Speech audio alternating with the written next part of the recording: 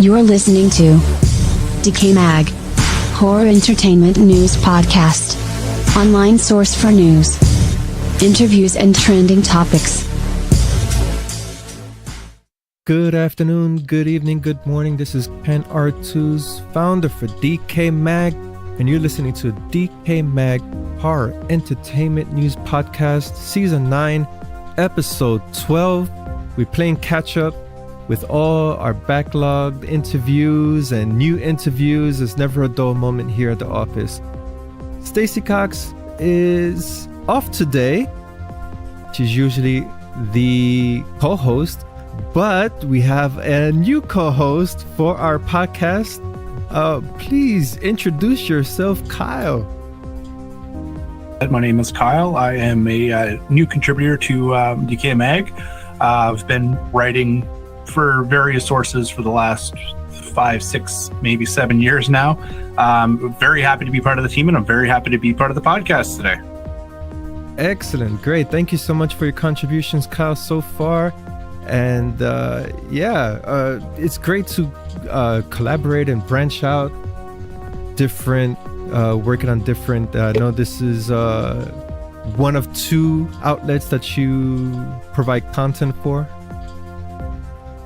I am obviously currently writing for you, as well as longlivethevoid.com through Beyond the Void horror podcast.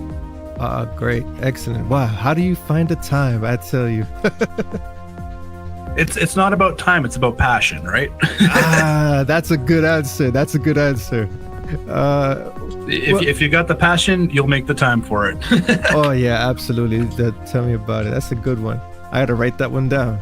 It's always a good source of motivation to hear something like that. Oh, absolutely.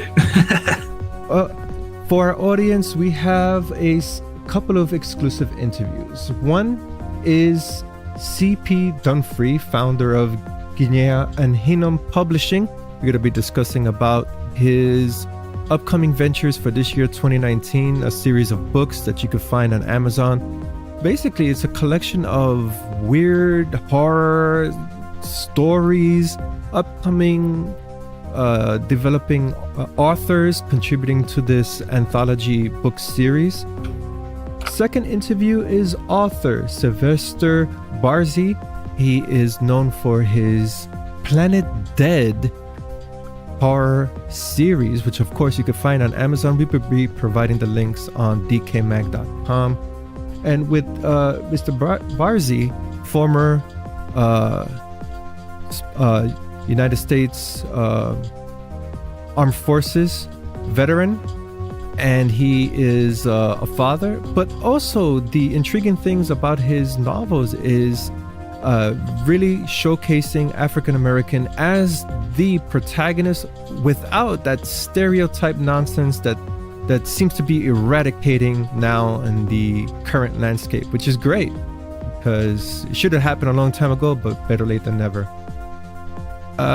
Also, Kyle contributed to our digital edition publication, and this is a new medium for DecayMag. Be sure to check it out. The yearly subscription is a quarterly subscription, $20. Right now we have $15. You could get the whole year. Each issue is $5, and we also be contributing a portion, each 12 issues, to a non-profit organization. Wow, what do you think of these topics, Kyle? Before we begin the slate of topics, we have the notorious Reboot. I think it reared its head once again. So I'm assuming you're speaking of the Craft reboot. Definitely something I want to delve into. I do have a few opinions in regards to it. More than likely not what most people would think, but I'm definitely excited to talk about it.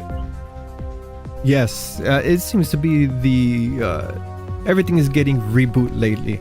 And one film in particular, I explained in the previous episode of the podcast, RoboCop 2 is getting a reboot, much like how Halloween got it's a sequel reboot. But that's one reboot I'm looking forward to, because Neil Blomkamp is attached to the project. I want to see how Yeah, his visuals in that film, in any of his films, are amazing. I want to see what he does with RoboCop. No, it's definitely going to be something to see. So I'm looking forward to seeing what can happen. But again, that's definitely something we can get into at a later date when more information comes out. Hopefully more information comes out and it doesn't just stay at a standstill. Yeah, just much like the Alien project he wanted to do. In any event, let's get this podcast started.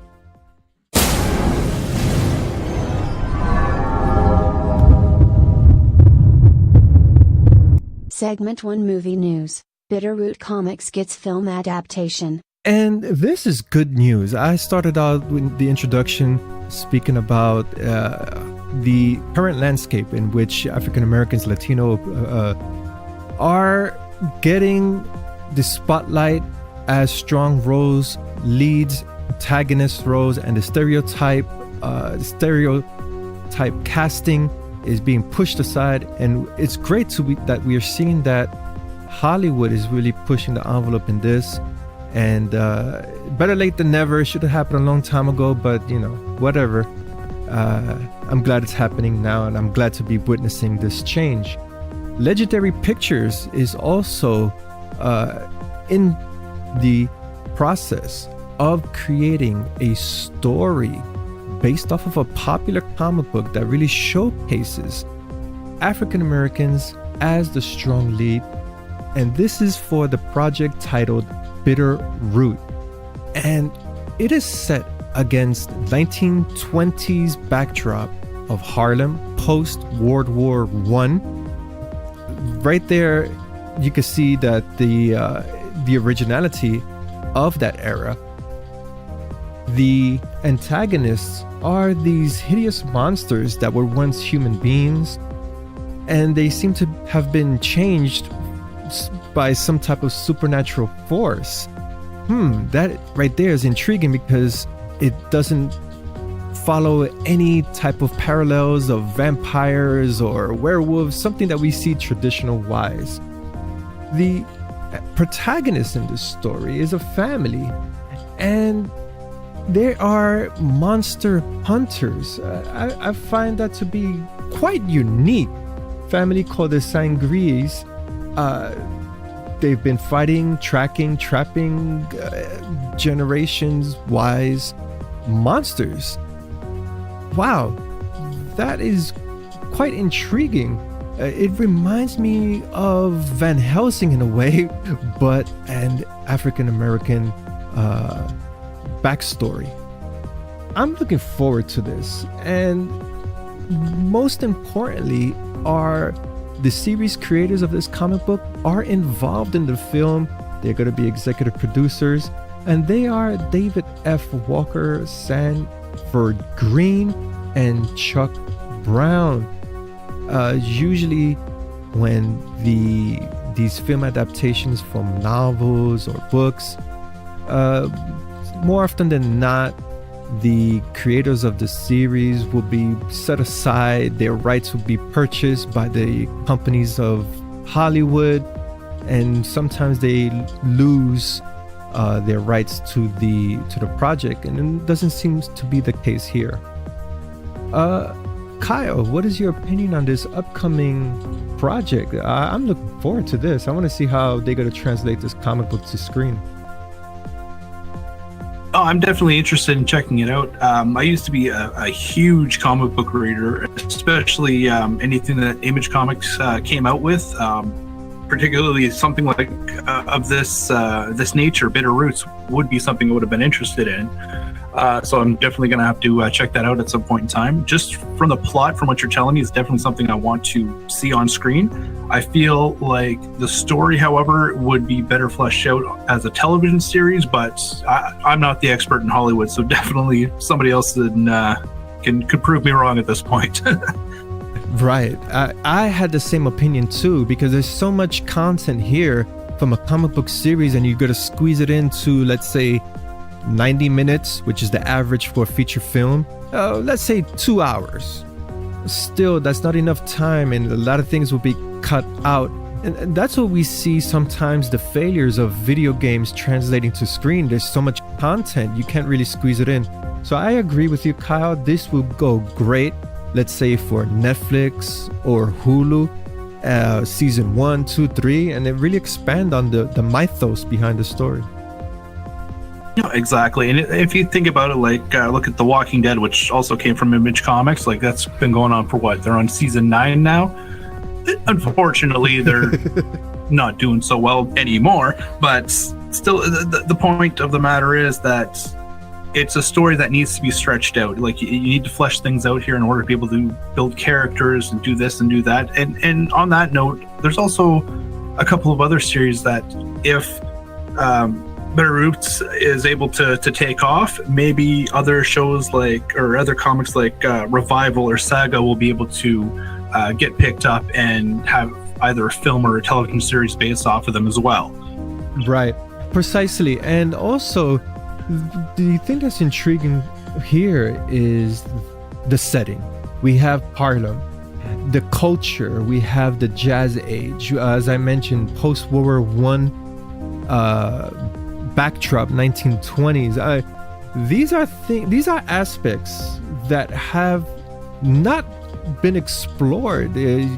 Horror, especially from Hollywood, they always migrate in the same area of reboots, remakes, and this constant regurgitation of old concepts. I'm just glad to see that at least now Harlem could get a spotlight for the horror genre. This is amazing. Oh, absolutely. I completely agree with you with that. On that note, especially like something set in the 1920s, that era has always interested me.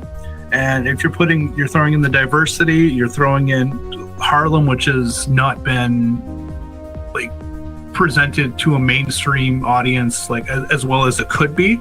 It's something that'll work out very well together, I think. Yes, and I do appreciate these period horror pieces. There are a couple on television. The name escapes me at the moment. I'm not gonna digress on thinking of the name right now, but the set designs itself are so elaborate. It's like, wow, that's amazing. How a lot of research must have gone into creating these backdrops, the clothing, a lot of thought process. That in itself is the artwork, and it becomes a part of the script because it's a living, breathing entity in itself. Exactly. The scenery, the dress, everything. They're characters in their own right, and it helps bring everything to life. And Bitterroot, this is a little success story I'm reading here off of the article from Deadline. They had breakout success from Image Comics, a 24-page inaugural issue, and from there it just spawned a second printing and just took off like wildfire. I do enjoy stories like this, and now it's getting a feature adaptation. I enjoy stories like this because you have a group of guys with a great idea, great concept, and I'm sure, as you had mentioned, Kyle, when you have the passion, you find the time, and I'm sure that applied to them as well. And look, their time and effort, everything pays off. This is a source of inspiration out there for any artist or writer to just keep doing what they're doing, and especially when it involves diversity in the plot. No, absolutely. And like I said, I've said it. If I've said it once, I've said it 3 times now. This is definitely something I'm looking forward to checking out, and I'm gonna, after we're done this, I'm probably gonna go and check out the comic book right off the hop.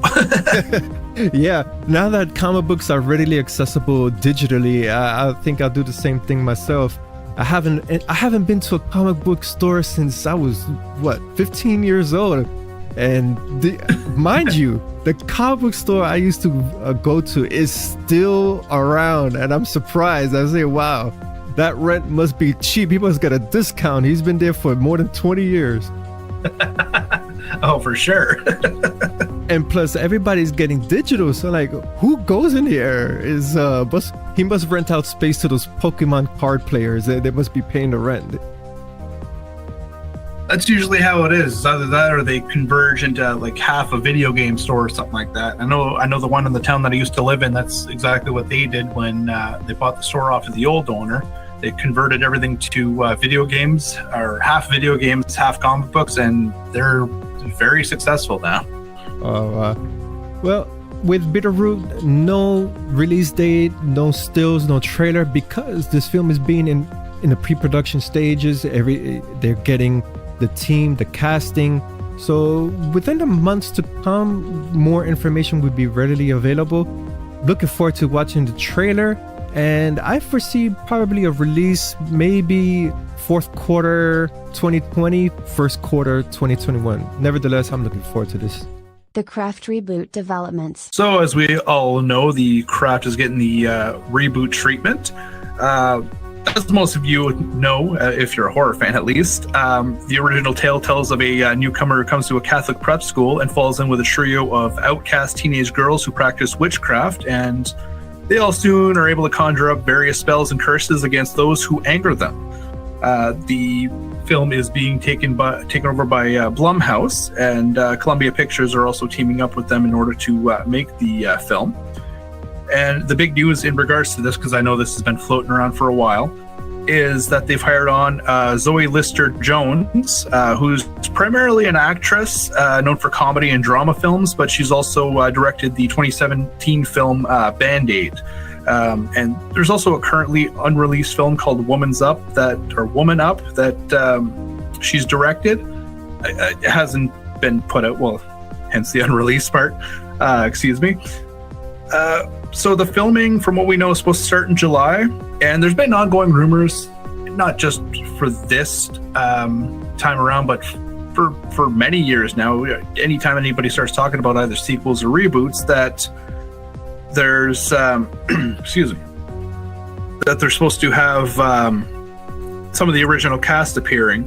Robin Tooney originally announced that she was going to, or possibly not going to, be part of the cast, so clearly they're in talks, which, you know, more than likely means that they were in talks with the rest of the cast, like Campbell, Bulk, True, as well as Tunney, like we were just saying.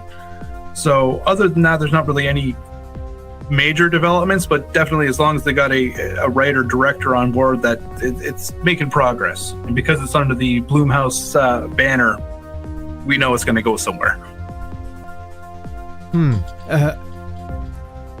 I had to re-watch The Craft not so long ago, about a couple of days ago, and I gotta tell you, I remember watching that as a young guy, and I'm like, wow, that is a sexy array of protagonist / antagonist. And one in particular, I'm gonna search your name to see if it's the same one you mentioned, but that's a classic. Those are one of those classics that is embedded in horror cinema and has a cult following. And it once again, it garners the question: what merits a reboot?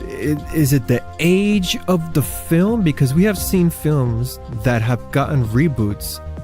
Case in point, The Train to Busan, which just released a couple of years ago, or last year, and is getting a reboot, American version.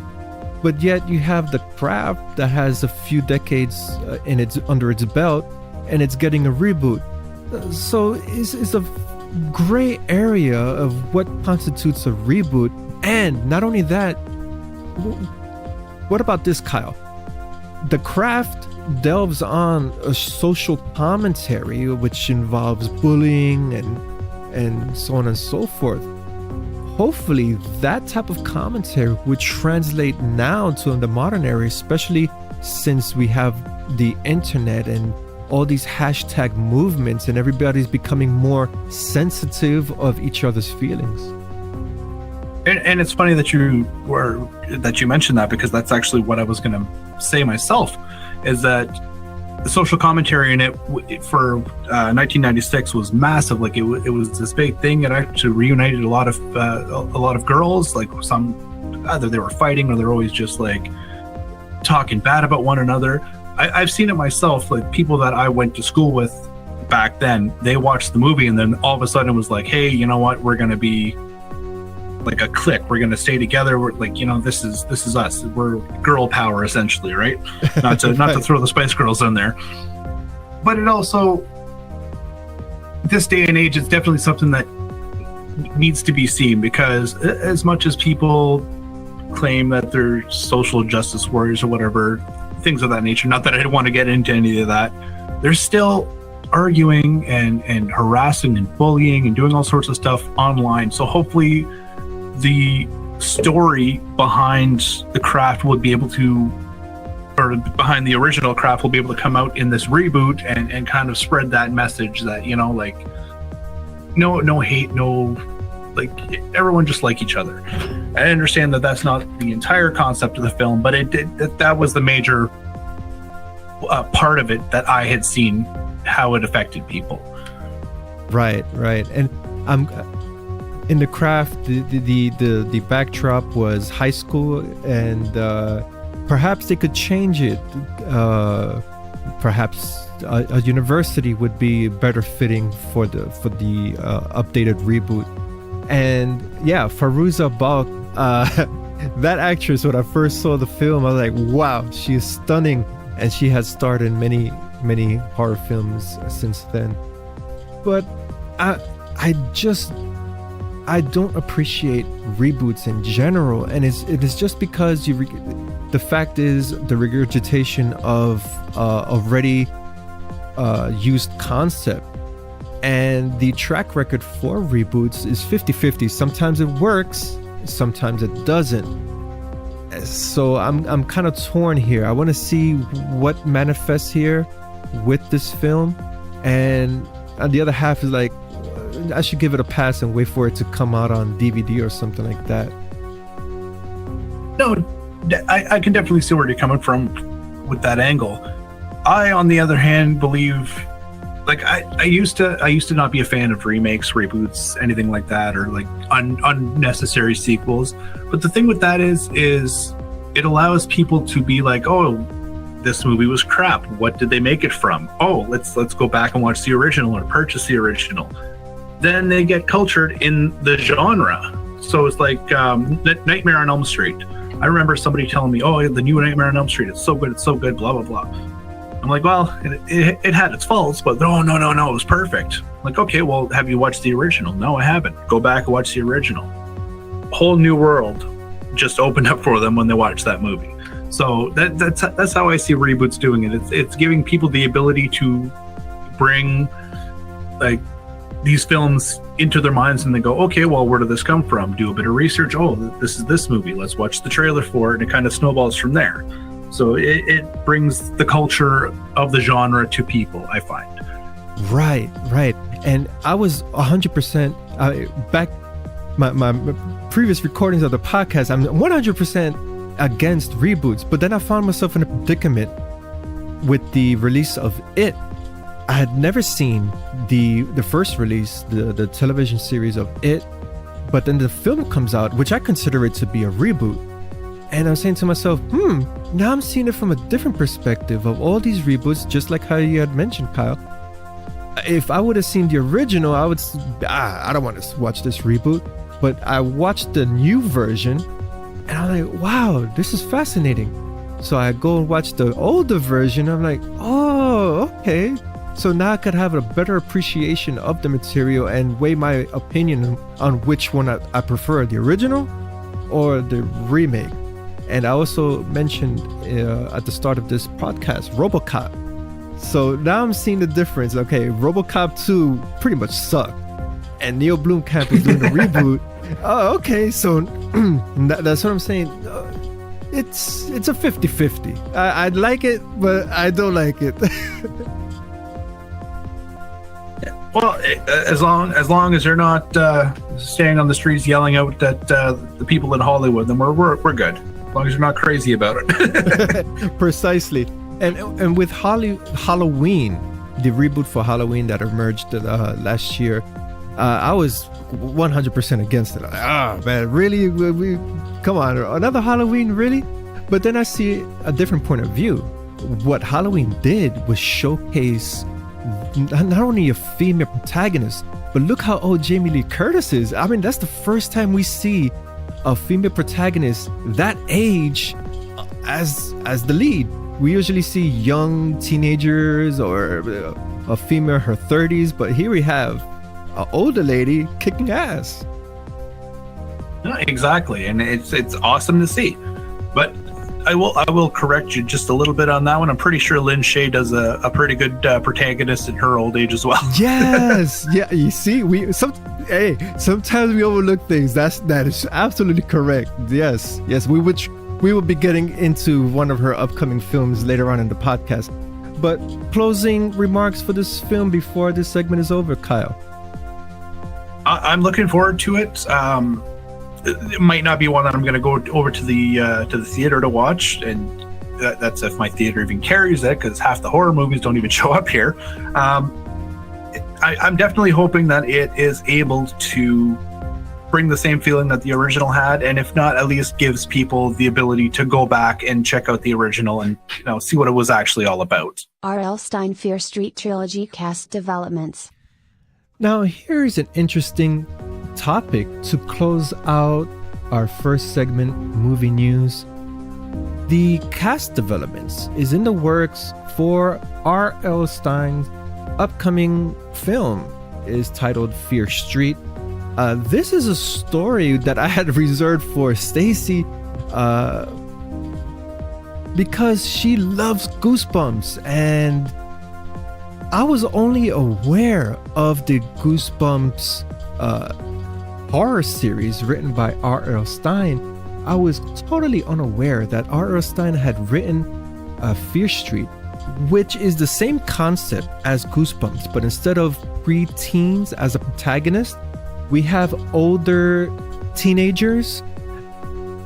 They are pit against the antagonizing force that range between creatures, supernatural elements, paranormal, but he also infuses other elements, which are murder mysteries, thrillers, and the concept of death keeps popping up throughout these series of books.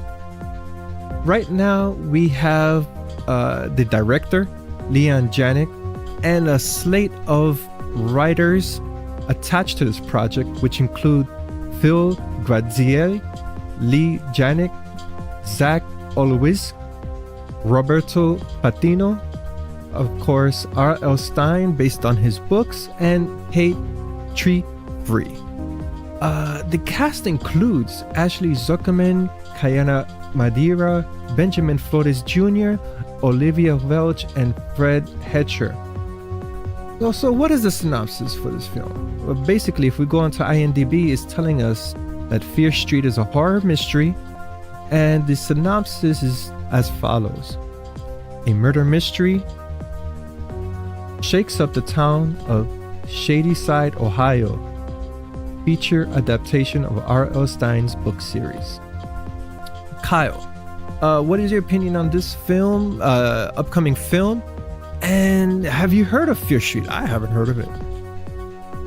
Well, I have not heard of it until recently, to be honest with you. I'm working at a bookstore currently, so like these things tend to pop up once in a while. And somebody had told me about this because they were looking for Goosebump books for their kids, and then they started telling me about Fear Street and explained to me like how much more violent they were than Goosebumps, and things of that nature. Definitely a lot more interesting for an older crowd, a young teenage crowd or a preteen crowd. But it's definitely something that's I need to read to check out and see if I'd actually enjoy it. Considering I enjoyed Goosebumps growing up, I more than likely would enjoy this, but different writing styles for different age categories, so we'd have to wait and see. Right, and that's what I always say with these films. You have to wait and see, especially when there's no detailed plot. We have no trailer to weigh in our opinion, which I like to do with the cinematography, acting, and if there is an abundance of CGI, which is prevalent in Hollywood these days. I'm curious to know what's this all about. I see there's a trend here. I see that more horror content are arising that features a group of kids as the protagonists. We have that in Stranger Things. We have that in Scary Stories to Tell in the Dark. This is, I feel like, a throwback to like the 80s that was more stronger in its presentation with horror content. Take, for example, Fright Night. No, exactly. Like it's, I'm trying to find the words here. Like basically, we hopefully they're able to, like I said, piece it together properly. I'll have to go back and try to find the books in order to be able to see exactly what they entail. But as far as I know, that there was a series of books, so also depends on which one they're going with in order to be able to start it with. As far as I know, or as far as I've read, it's supposed to be a trilogy as well. So there's 3 different books. If there's one that follows another and another, well, you know how a trilogy works. But Right. yeah, we'll just have to wait and see. Like I said, unfortunately there's not really much more I can provide for that specifically.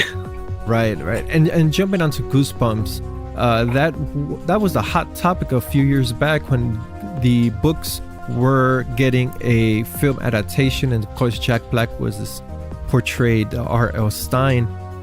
In my opinion, when I saw the film, it was like, whoa, it was so much information compressed into that 90-minute time slot.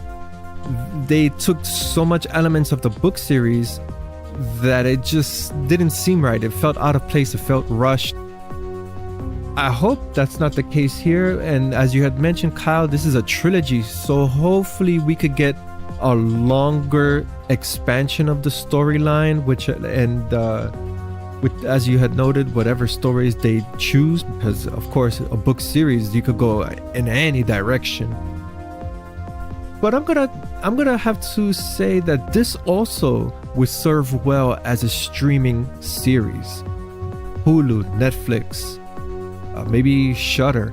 That seems to be the popularity now. Instead of going to the theaters for a 90-minute segment, just binge watch the whole thing, and it gives you that more anticipation for the next season. Yeah, no, exactly. I completely agree with you. Like you mentioned earlier, Stranger Things, something of that nature. The second it comes out, people are taking days off now to sit at home and watch it, or taking the weekend off to sit at home and watch it. Same thing was happening when Netflix had the Marvel series and things like that. Like, it's the way to go. The only thing is, I don't think that there's a good return on their investment in that streaming scenario. So Yes. that might be where the issue is for them. Yes. Perhaps because none of these streaming services reveal. It's not like the Nielsen rating system applies there. And if it does, they're not telling us what their ratings to specific series are. So you could see something returning for season 2, but it had terrible ratings for season 1. And that's interesting. But right now, since it's being developed, this streaming platforms, let's see how transparent these numbers are. But even though Goosebumps didn't do so well in the box office, I'm looking forward to checking out Fear Street for the simple fact that it's nostalgic. It's I never heard of it. That's one. And it's nostalgic. It's taking older content such as Goosebumps, and in this case Fear Street, and bringing it to modern audiences. No, exactly. That has to be one of the biggest plus that something like this would provide people around our ages, right? So you can't really go wrong as long as they actually add that nostalgia into the film. Then I'm more than happy to sit around and watch it just to catch those little glimpses, even whether the movie's good or not. Right. At least it's worthwhile for me in that scenario. Right. And given that the backtrack era revolves around the 1980s and the 1990s, that right there, we're going back in time. It seems like all these new horror movies they're traveling back in time. They're going to the time warp machine. instead of going to the future. I guess each year or decade, horror filmmakers, they have a trend. Sometimes these horror movies go to the future and we see a post-apocalyptic scenario, and in this case, the popularity is going back in time. Yeah, no, there's definitely a love for 80s and 90s nostalgia nowadays. So they're targeting our age demographic here. That's what it is. They know that's what we like. So they're going to target that for a good while. No, exactly. And I'm perfectly fine with that. Precisely. Well, I can't wait to see the trailer. That's one thing. And I just hope they don't go too heavy with the CGI, or just don't cram so much information, just like we did with Goosebumps. But nevertheless, I'll give it a watch. Yeah, try to keep it based in a little more reality if possible, and it should come out pretty well. Right. And the color, I always like it when these nostalgic films or TV series, they add that color grading that really gives you that vibe of the era, just like how Stranger Things does that color grading. There's little subtle things that really takes you back in time.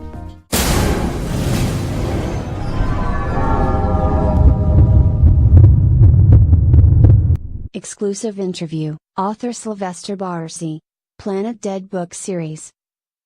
Thank you once again for your time and for this interview opportunity discussing your indie writing entrepreneurship in horror and sci-fi and thriller.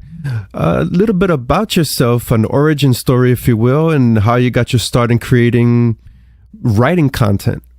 A little bit about myself. Well, full name is Sylvester Peter Barzey, and as far as getting into writing horror, it's I can remember I never really thought about being a writer because I was like terrible at spelling and whatnot, but thankful for this day and age, it's like spell check, so you can still do it. But when I was younger, it was I want to say it was like October when I was like 5 years old. My aunt sat me down with my cousin, and we wrote a story, and it was called Black Cat, and it was just about this like evil cat that came back from the dead and was doing all this stuff. But for some reason, that story made me extremely happy, and I never really understood why. And then as I got older, I got even more creative, and I was writing poetry and short stories, and it's just writing something that calms me. So when I saw an opportunity to catapult that feeling into a career, I jumped on it, and I went all in. I could really parallel with that story because growing up, I did have a passion for writing. Math, I can't say the same for that subject. That was I despise it with a passion. It's like hieroglyphics, and but writing is great outlet to just make your imaginations go wild, create these characters. And I don't know if we're in the same age bracket, but when I was growing up, there was no internet or none of that stuff. No, gaming was just in its infancy. I mean, I had Atari, but come on, that's just nothing compared to what kids have today.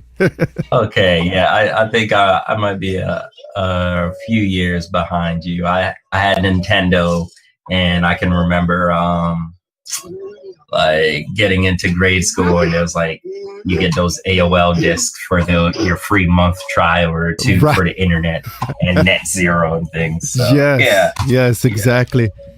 And that's one thing that I feel that it's absent or is not touched upon in today. Well, not everyone, I would say, for most, since we have the distractions of the internet and all these instant gratification videos, there's not that emphasis on writing and creating imaginations. But on the flip side, there are outlets online that people have submitted horror stories, case in point, Creepypasta, which have made it into sci-fi. And that I applaud, because that's really showcasing independent writers. Yeah, that's definitely true. There's online, I see there's more focus on visual aspects than it is like on literary. Like if you made a movie, you probably would get more views, or if you created a form of like what shock horror art, then you probably get more views. But the internet is a vast world, so there's tons of little communities out there where writers can get lost and can hone their craft and everything.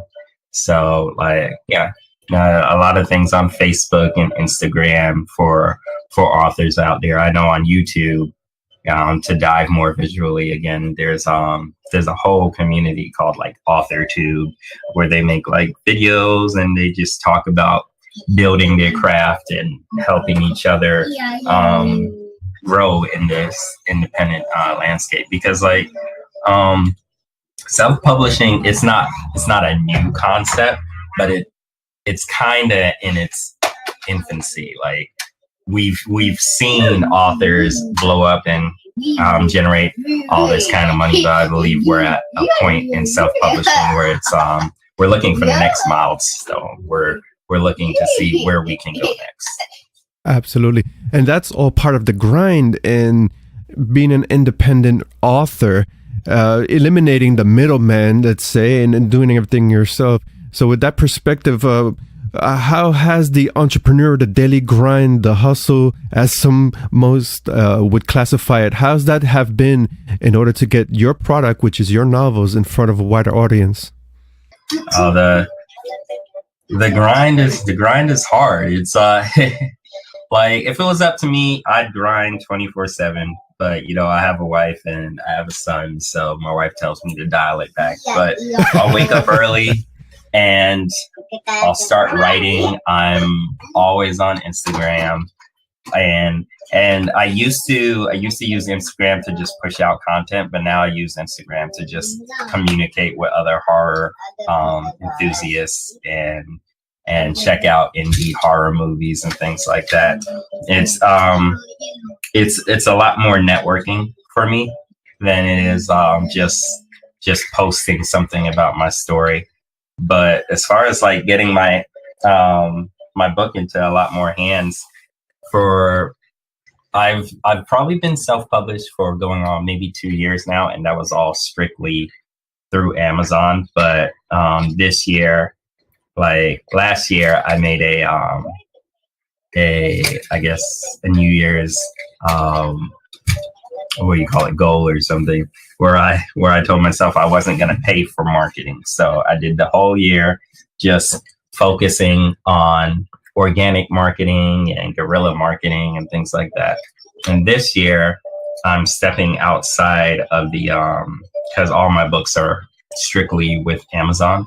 So I'm stepping outside of that Amazon bubble so I can widen my audience and, you know, touch a few more horror heads on different devices and whatnot, and get my books into stores. Like I've been talking with Second and Charlie and small mom and pop bookstores about doing signings and just getting my books on the shelf. It's a lot of legwork. It's a lot of phone calls, a lot of meet and greets. Yes, and that's one thing that the social media platforms do not showcase. I don't know if you come across those posts where the guy's driving a fancy car, going on the fancy jet, and overnight success. But no, what you're doing, and for most out there that are even filmmakers and authors, are this hustle of really grinding, getting the content, the product out. And it would take 5, 6, 7 years, and boom, they will be labeled as the overnight success, but no one really knows all that hard work that went behind becoming this quote unquote overnight success. I mean, it's definitely true. Social media can be a risky or like and a deadly thing, I guess, because everyone puts their best face forward on social media. You definitely don't see the entrepreneur who was told no like 10 or 20 times to the author who has like tons of rejection letters. You don't see them almost giving up on their manuscript or anything. All you see is that oh, I got published. That's what you see. And it's definitely just a thing that you gotta take into account when you're just taking a glimpse into somebody's world. So you gotta remember that no one got to the top without, pushing real hard to get there. I dissected your website, looking over all the content that you have here, and it's did you? It's well put together, and you're showcasing yourself, you're showcasing what your focus is on. You have your books on sale. All of this you did by yourself here? Oh yeah, I'm pretty proud of the website. It's all been me. But I do have to 100% thank Squarespace, because before I was using a different provider and it was good, but it was tedious for me. And switching over to Squarespace made it way more easier. So, if they ever want to jump out and sponsor me, exactly, they can. Exactly, yeah, because hey, I see the commercials sometimes on YouTube. They have these actors. Hey, I'm using Squarespace. No, but I bring up the website because it's another part of the marketing machine, another sprocket, another tool. And most independent, either filmmakers or authors, overlook this vital tool. Most just jump on social media thinking that's the only way. No, you have to have a nice layout, well presented. And that's all part of your image as a brand, as an author. Yeah, thank you. A lot of people, I even thought that at some point. I was just like, I have social media, but it's not true. It's just like social media can disappear. Like all those people freaked out when YouTube was down for a day.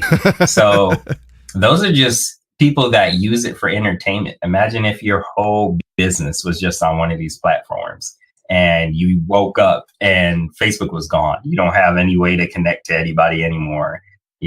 So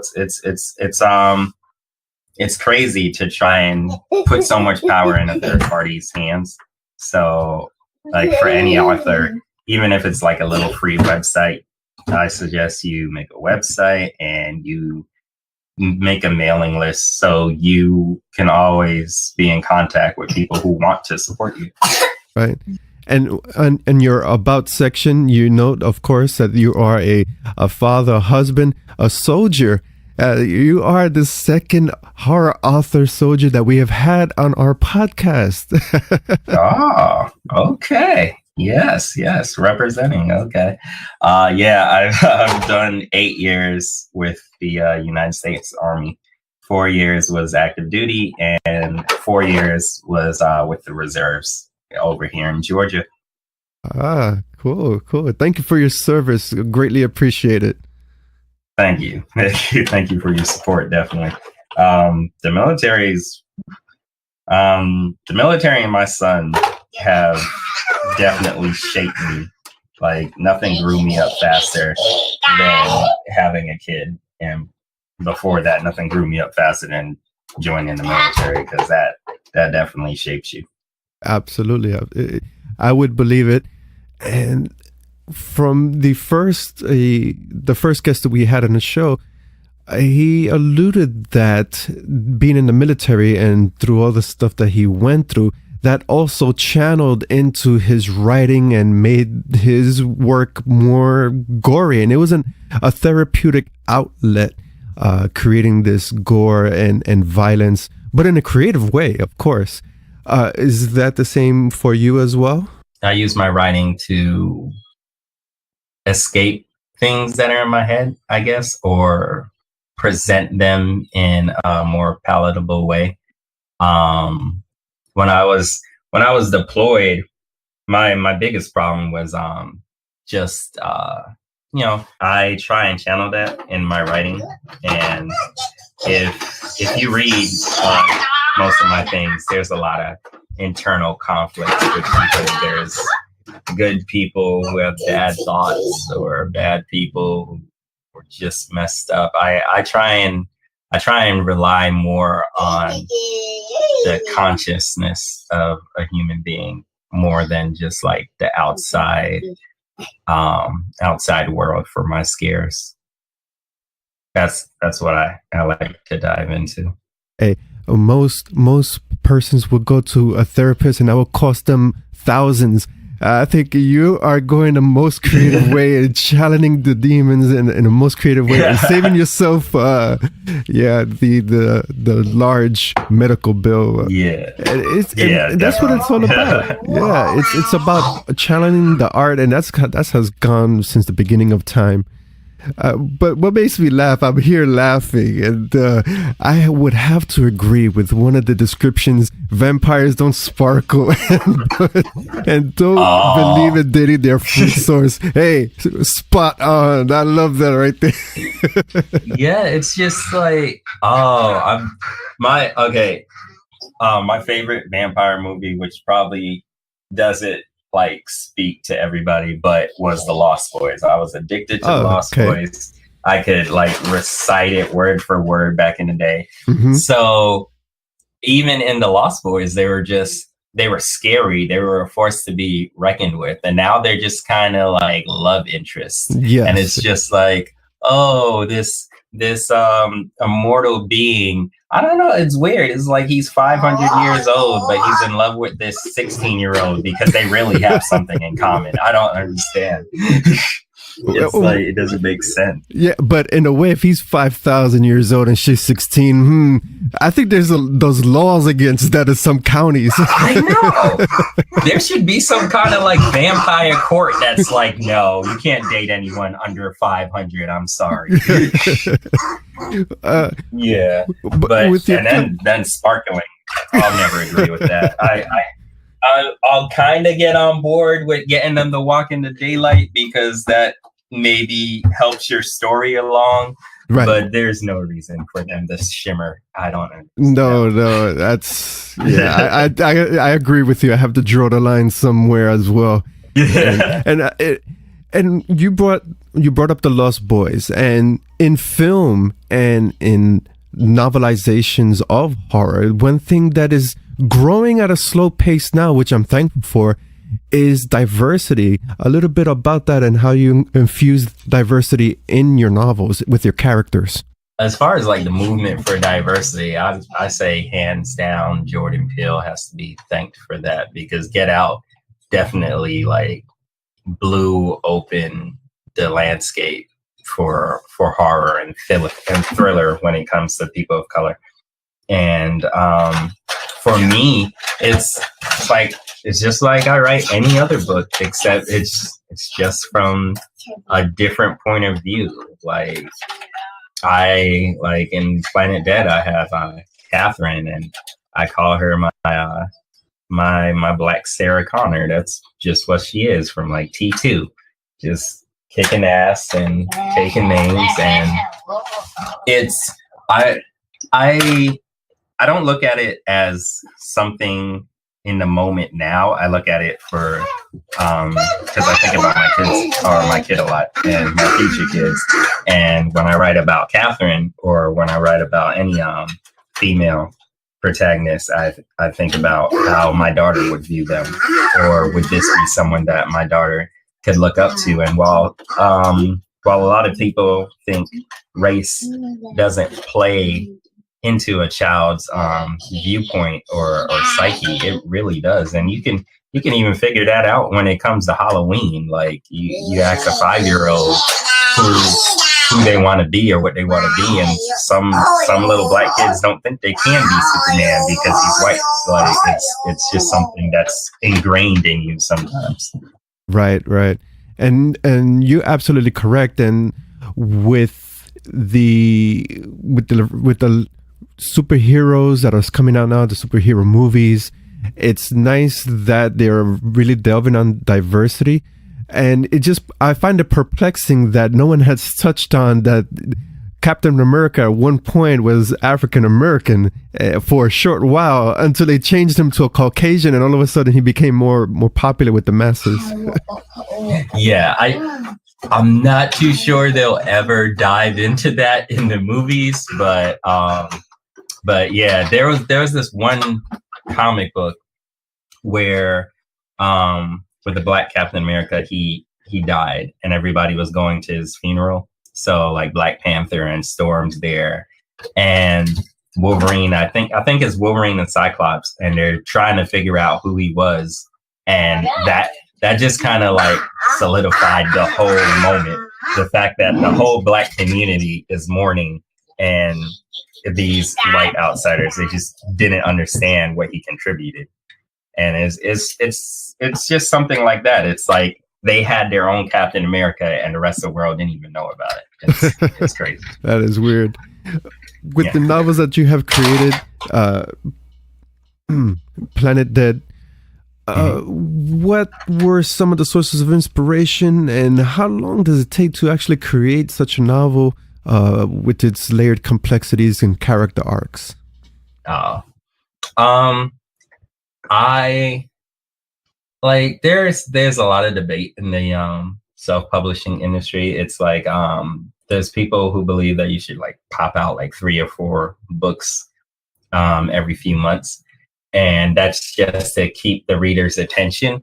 But I don't know, sometimes I can do that, but as far as the story has progressed, it's been like 1 book a year, and there will be like maybe short stories or things in between them.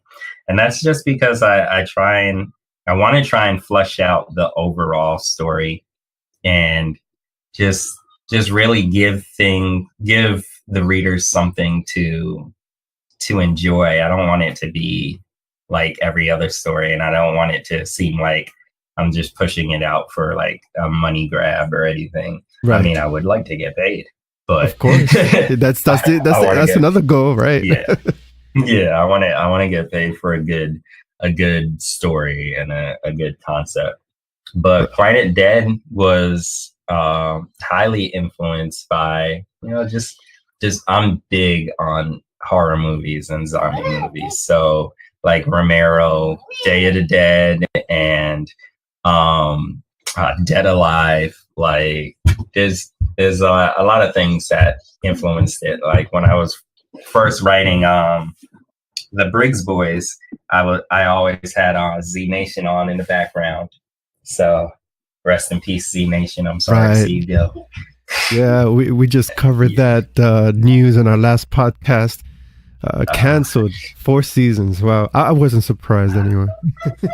Yeah, I knew sooner or later it was gonna stop, but then like this last season I thought was one of their best seasons, and then to hear that it was canceled after that, I was just like, well, that kind of sucks.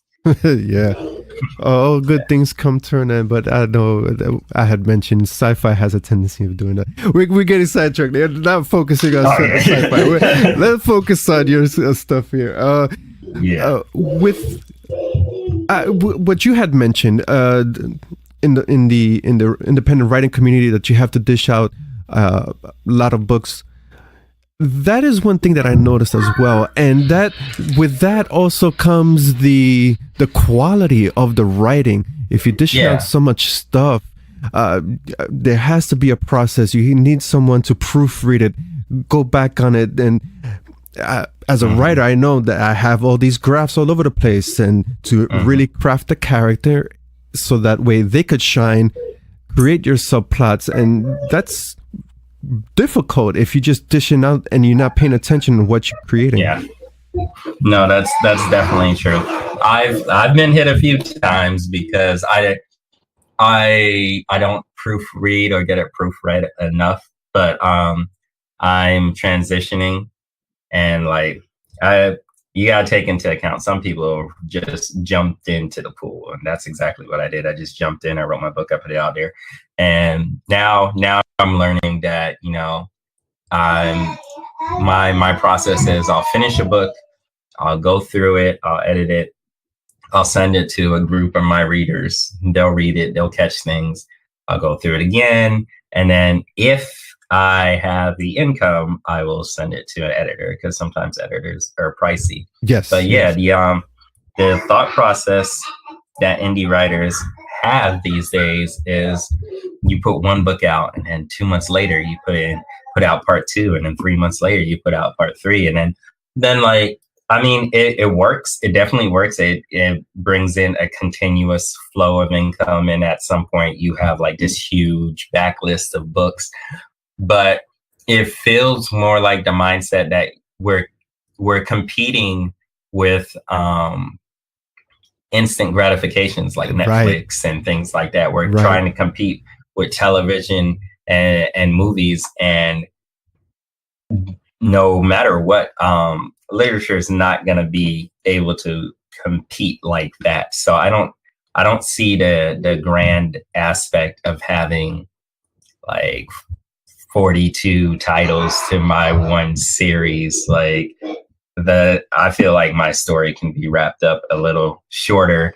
And if someone really liked my book, whether it comes out in a year or it comes out next month, they're gonna pick it up. So I'm catering to the audience that cares. And absolutely. I don't believe that I have to just keep pushing. Like, one, I don't want to burn myself out, and two, I don't want to lose focus on the story. I don't want to just be like, oh, well, people are doing zombies in space now, so Catherine's going to go to space. I mean, that'd be interesting, but that's not where I want to be at the point.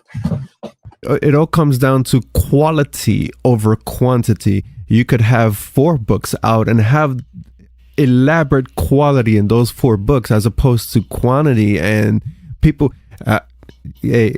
even online, there are many people that would catch misspellings or bad grammar in a heartbeat, and they would blow you up all over. Hey, this guy's an author, look what he wrote. And that would really sabotage what you're planning to do, and that is create a brand as an author. Yeah. I mean, bad reviews, like, if you're not mentally prepared for them, they can hit you hard. The way I got mentally prepared for it, I'd sit down and I'd go on like Stephen King's page, and I'd just read all his 1-star reviews, and I'd be like, well, if Stephen King can't please everybody, then I can't, so I shouldn't worry about it. Right. And that's a source of inspiration right there, where you bring up Stephen King. How many times has this guy got rejected by big publishing houses when he was first starting out, and someone gave him a chance, and look where he's at. I know those publishing houses must, if they're still in existence, they must be kicking themselves in the ass. Yeah. I mean, it's not even the publishing houses. It's the fact that, like, what Carrie was what really catapulted him. And the fact that even he was going to give up on that story shows that, you know, you have it in you. You just got to keep going and keep pushing. Like, if his wife didn't save Carrie, we don't know where Stephen King would be. I mean, he'd probably be Stephen King, but I don't know if it'd be like Stephen King. Right. Absolutely. As a writer to another writer, one thing that really hits me, and sometimes it gets me frustrated, is the dreaded writer's block. How do you cope with that? And I know sometimes you want to get that idea into paper or on the computer. It is just, there's that blockage. So how do you deal with that aspect of being an author? I got 2 things that I do with writer's block. One, I'll just say, to heck with it, and I'll go watch something on Netflix that's related to my genre. Or 2, I just start a whole nother project. Well, I guess it's time to go start that other book I was thinking about. I can't just sit down and stare at the screen, because, like, if I want this to be a career, I gotta be productive in one way or another. So if the story's not coming out today, I gotta work on something. I either gotta work on my mailing list, or I gotta set up interviews or something. I have to get something going, and then hopefully in the back of my mind, while I'm being productive somewhere else, something will come to me. Absolutely. And that goes back to our initial conversation in this interview, is the daily hustle and the grind. That also falls into that.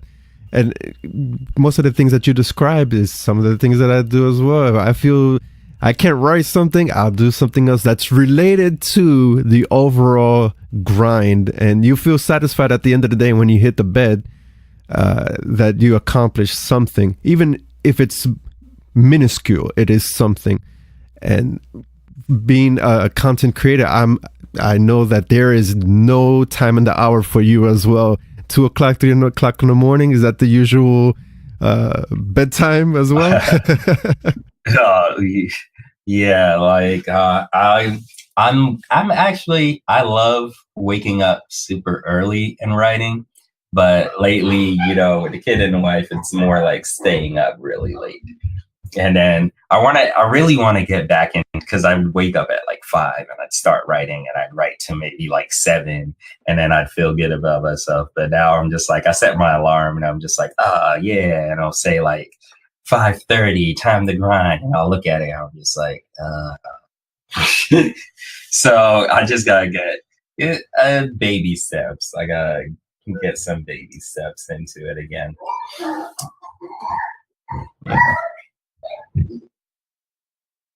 Yeah. After 3 or 4 espressos in the morning, that's when everything starts looking better. Well, I try to write. When I first wrote Planet Dead, I wrote a lot in the morning, because it's just my wife, when I try to write at night, it's like as soon as she sees my headphones go on, that's when she wants to start talking to me, and I'm just like, she'll be like, "Oh, look at this! Look what I found on Twitter!" And I'm just like, "What are you doing right now?" And then I later on, we got another apartment, so there was an extra room. So I was like, "This is gonna be my exactly office. Yes, this is where I'm gonna write." Exactly. And then I'd sit down, and then I'd hear knock knock. I'm like, "Hello?" And she was like, "Oh, just want to see what you're doing." I'm like, yes.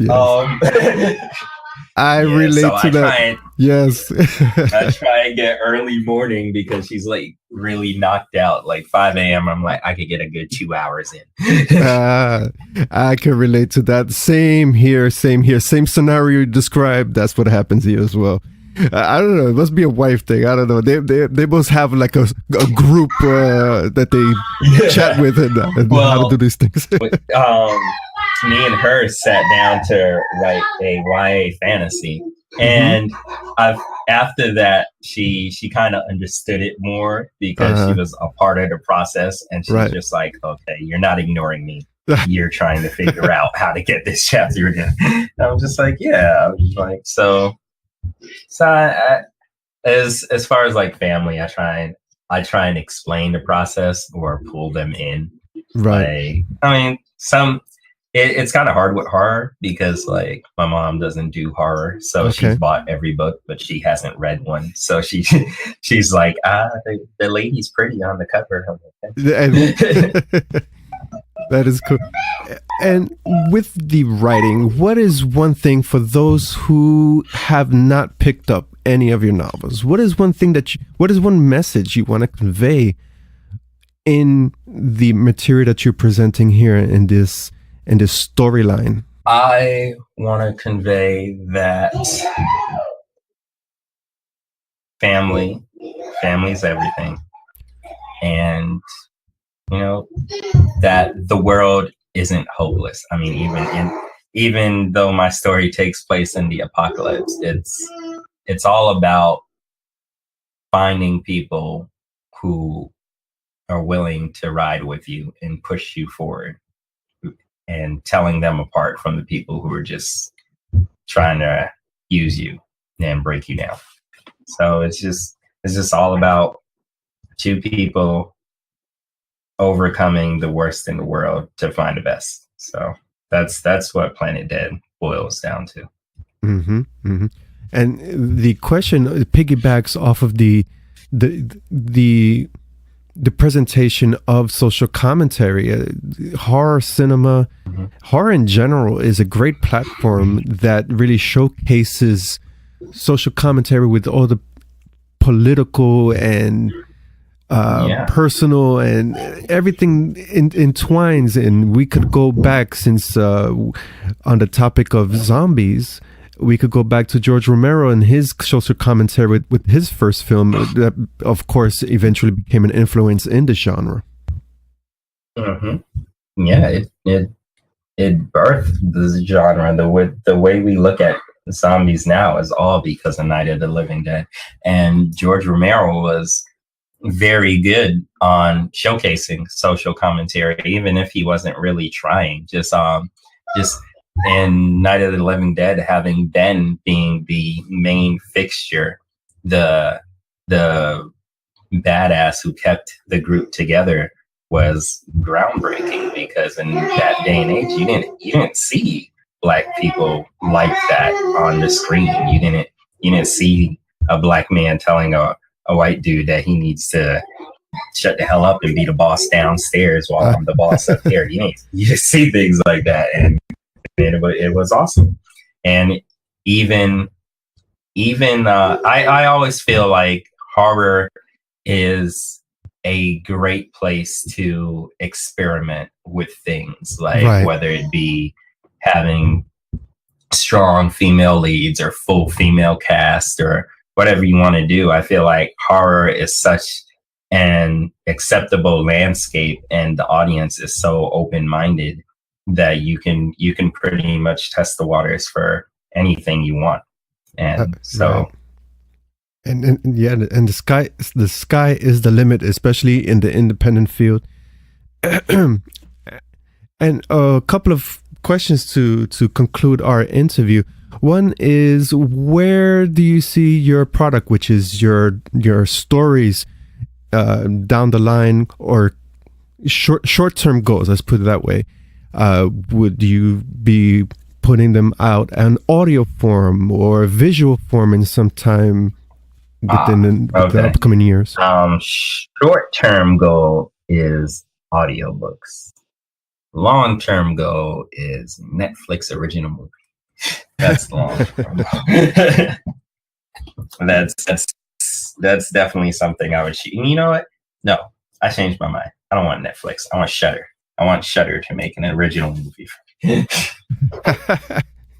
that is a great goal, and both platforms are really showcasing horror. And with Netflix in the recent couple of years, they have been really showcasing diversity in horror, which they have in Bollywood horror, Latino horror, African American. That's great, and that's what I mentioned earlier.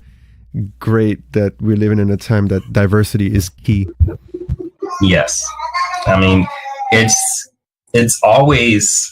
I feel like diversity has just been this like unspoken thing in every genre, and now it's come to the forefront that society is saying we don't all relate the same, and we don't all have the same stories. So we would like to see ourselves on the big screen. We would like to see ourselves represented in stories and in comedies and horror, whatever the aspect is. Like, everybody wants to see themselves.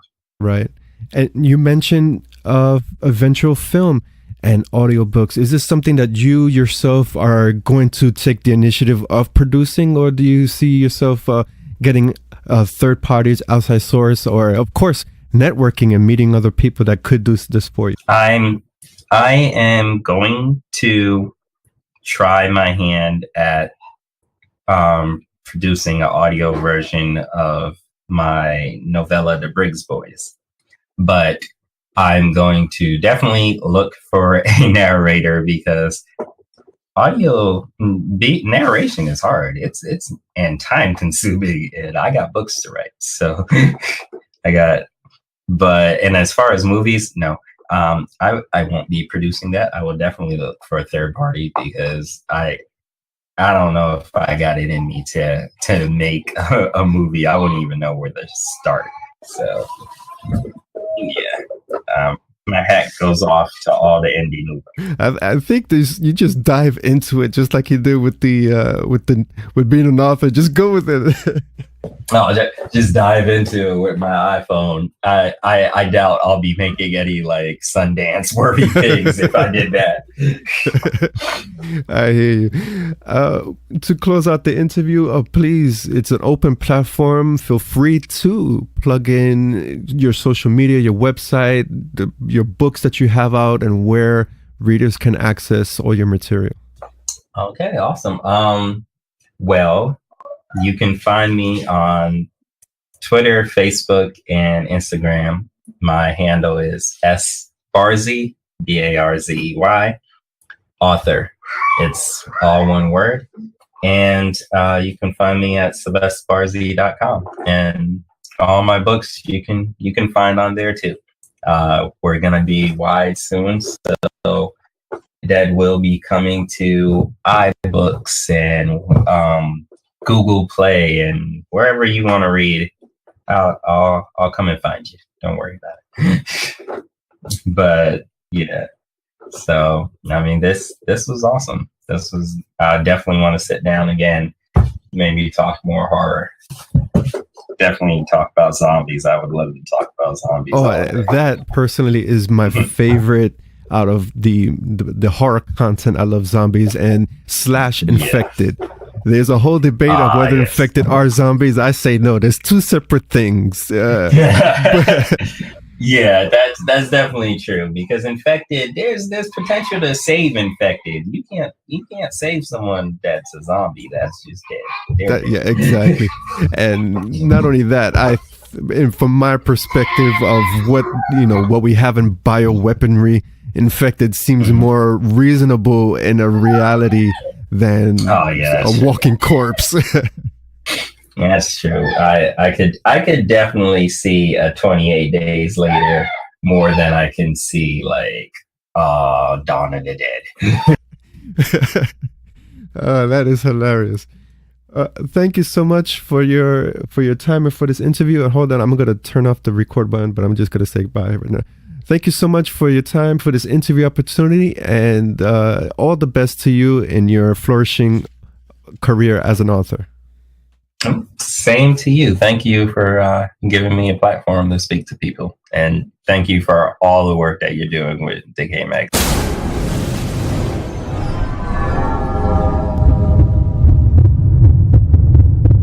Segment 2.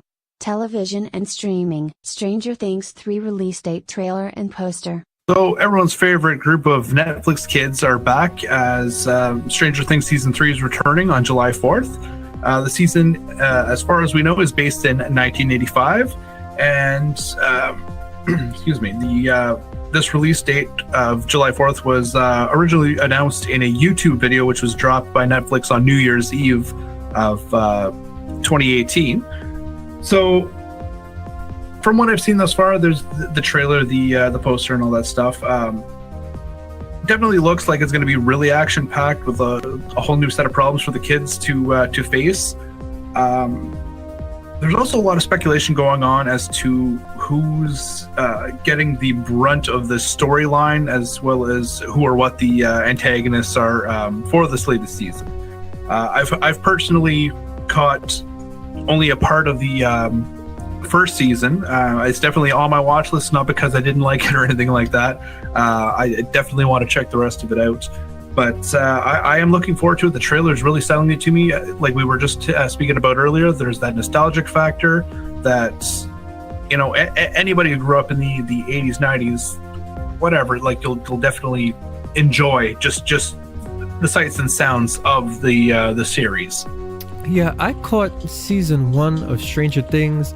I enjoyed the series. There's so many elements from MK Ultra, government conspiracy to the supernatural. There was so many elements, and the fact is that the writers blended everything well, so it doesn't just stay stagnant on one topic. They bounced around. Missing persons, supernatural, the kids, their story, their backstory. So it was a good cornucopia of drama, horror, thriller. Fascinating. Season 2, I have to admit, I am guilty. I haven't seen it yet. It's on my watch list, and when there's always new content on Netflix, I always tend to put it on the watch list, and Stranger Things season 2 keeps going down and down, and you have all this stuff getting piled up on top of it. I gotta watch it. But yeah, happy to see that we're in the same boat here. Yeah, well, I gotta check it out. I have to. I think I only seen the first episode for season 2, but yeah, I really enjoy that nostalgic era, and I have to watch it because season 3 is right around the corner, and I want to binge watch this in one setting because I just don't have the time to spread it out across days. So I just sit down, watch it, and move along to whatever duties I have to do. No, exactly. That's the exact same plan that I've got. Watch it all together, keep everything fresh in your mind, and then you can just kind of move on from there. Right. And well, the kids are getting bigger. Well, they're big now. Wow, since season 1, and yeah, it reminds me of a way of Harry Potter when the kids, they started out young and then they became young adults. So the question is, how would that translate with the future upcoming episodes of Stranger Things? Will we see a new cast, an anthology series now that they're grown? It always begs that question. What would happen now that they're getting older and adult-like? No, that was the same question I was asking myself as well, but because of their popularity, like all the characters and everything like that, I think that they're going to just continue working with them in order to be able to make something great using the exact same characters, or those that survive, I should say. There's no reason to replace them, honestly. Like the kids are, well, teens or young adults, if you will.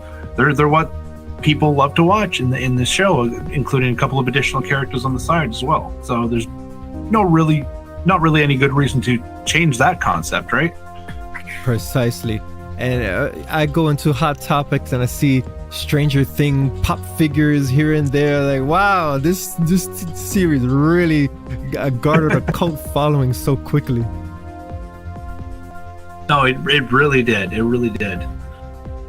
And it all brings back to what we had discussed earlier, is that nostalgia, that it's a trend now. And we're seeing more horror cinema, more series diving into this.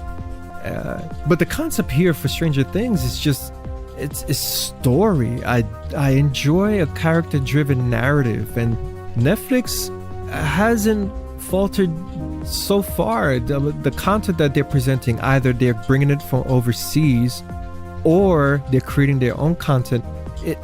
Everything is just character-driven narratives, and that's so important in horror cinema and horror series, because not all the time we want to see a killer killing people or monster devouring people in blood and gore. We want to see the intricacies of each character and why they're so, especially if they're flawed. Exactly, because it gives us something to either relate with them with, or to kind of cheer them on through, or to even despise them depending on what the scenario is. Right. And going back to Stranger Things season 1, that was one of the highlights. Each of these kids, they didn't have no superpowers, well, except for one. But even then, her superpowers, she was flawed. She had weaknesses, and the other kids in the group also, they weren't jocks. They were just regular average kids who played Dungeons and Dragons. So we could relate to any of these kids. Exactly, and that's why we love it. That's why everybody in our type of community love it as well, because it's something they can relate to. Right, and that also, it reminds me of It as well. When I saw the film, I was like, wow, really? Let's see, which of these slate of characters do I parallel here? So I kind of like that. And you root for the character, or you root for the antagonist. I always go for the antagonist anyway. That's me. I like it when the creature or the supernatural force gets the victim, but at the end of the season or at the end of the film, it meets its demise. No, exactly. But I think that that territory comes with age. The older you get, the more you relate with the killer, right? Right. And who doesn't, as horror aficionado? So Kyle, to close out the segment, it's coming out this summer. Yes, it's coming out on July 4th, Independence Day. Although I'm Canadian, I'll still celebrate it with you guys. Definitely, like I said, I'm going to be catching up with the first 2 seasons just in order to be able to check this out, because that trailer really got me intrigued. Yeah, same here. I have to catch up. These are one of those things as a modern horror enthusiast. You just have to watch it, because you never know when a conversation may spring up during a social event. Hey, have you seen Stranger Things? And your answer was no. They'll give you that. So what type of horror aficionado are you? You haven't seen Stranger Things. Oh yeah, well, you haven't seen any of this underground stuff. That's what you got to tell them. Right. You got to catch them with the uppercut. Yeah. Exactly. Yeah, I'm so indie, right? right. Like that's what the heart of the meat and potatoes is at on the indie scene. Exactly. They the second you say that, they kind of just walk away from you anyway. So yeah, throw out some archaic names, title films, and yeah, that's true. Chambers' first look images revealed. Well, speaking about Netflix showcasing new content in horror, whether it's from the overseas market or them creating their own internal productions, we have an upcoming film, psychological fantasy titled Chambers, and one of the cast members is Uma Thurman. Uma, over the past couple of years, she has really ventured into the horror cinema landscape. She starred in The House That Jack Built. She starred as Madame Durant in Down a Dark Hall. And now she's going to be in Chambers. She portrays the role of Nancy Lefrey. So what is Chambers about? According to IMDb, the plot is about a woman who survives a heart transplant and begins to develop different personality traits. Interesting concept here. And as soon as I read the plot, the one thing that came to mind was, wait a second, this sounds familiar. A couple of films came to mind. One of them was The Eye, not the Americanized version, but the Japanese film The Eye. And there was another film, Kyle, maybe you could help me out. I remember it. Was it called Body Parts or something like that? In which the guy gets into a car accident and he has an arm transplant or something like that, and it starts taking over his body because the arm belonged to a serial killer. I was just talking about that film with somebody the other day, and for some reason the name escapes me, but I know exactly which one you're talking about. yeah. So it just resonates, that it just sounds familiar. But any event, you know what, a better point of context would be for some people would probably be that episode of Treehouse of Horrors from The Simpsons when Homer gets the hair transplant and he turns evil. Right, yes, I completely overlooked that. Yes. Wow, see, good thinking there. That's called wasted childhood, I'm sure. Yeah, for most of us, yeah. Oh wow. But with the Chambers, I mentioned it was a film. It's actually a series. It's going to be a 10 episodic series for Netflix. I'm interested, even though it has a regurgitated concept here, something we have seen before, is that psychological element that is invested into the supernatural. Is this person really have a mental disorder, or is something supernatural really occurring to this person? And I do appreciate films or series that showcase those two elements, because it leaves the viewer guessing, like, what's really going on here? And it also falls into a social commentary of mental disorders, mental problems, bipolar disorders, for example. Yeah, no, absolutely. I completely agree with that. It's something different. Like you're not feeling yourself. Essentially you have these different feelings that aren't like your own, and you're trying to control it or trying to figure out what's wrong. And that's what basically they're trying to tell us that they're going to be portraying. Although we're not 100% sure if that's exactly what it's going to be, but it sounds like it will be. Right. And showcasing, we always talk about here in DecayMag, across the board too. Every horror entertainment news platform always showcases women in horror. And Leah Rachel is the showrunner for Chambers. That right there deserves applause, because we've seen more and more films and content being developed by women. And here's an interesting thing that she said. She says, quote, Chambers is a psychological horror story taking place in a mystic new age pocket of Arizona that explores the different ways we metabolize trauma. But what starts out as a grounded human story pivots into something far more strange and fucked up, unquote. Wow, so we got to see a psychological fucked up series involving the supernatural, perhaps. No, definitely intrigues me. Like the plot, like we're saying, yes, we've seen this play out here and there, but the plot is really intriguing. And with the addition of someone like Uma Thurman, it really gives me a positive feeling about this one, as Thurman is typically involved with great films, like you mentioned earlier, House That Jack Built, just for one instance. She typically likes to involve herself with great films, although some would like to point out that she did play Poison Ivy in Batman and Robin, and some people are displeased with that film. And I don't care what they think. I enjoyed it because I grew up with that one. Right. Yeah. Is that But yeah. Before we digress, well, we are going to digress for a second. Is that the Batman with the nipple suit? Is that the one? Oh, it sure is. It sure is.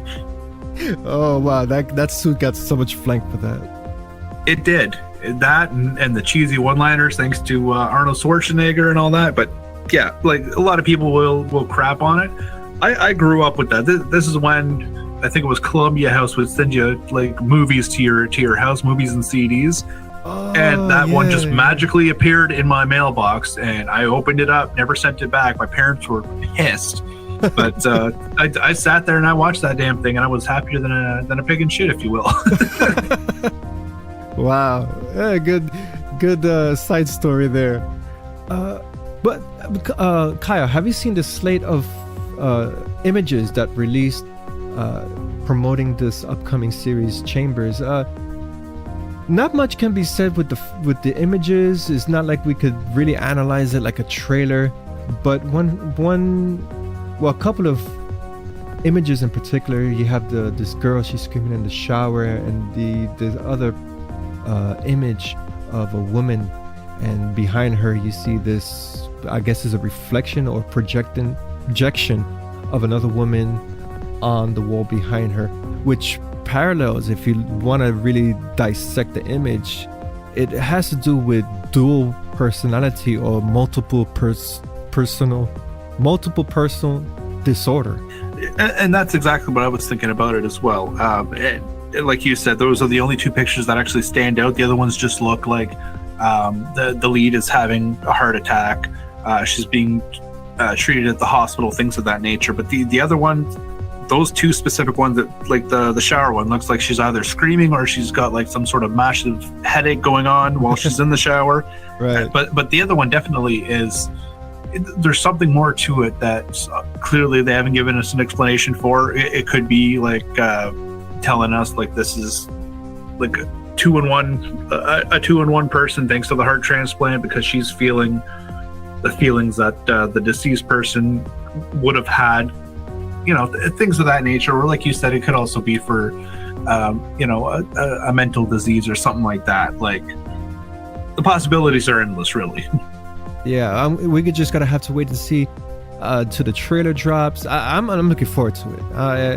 Netflix has been hitting home runs with their content. The last series The Haunting of Hill House. Oh, amazing character driven narrative. Once again, we're definitely going to see something like that here.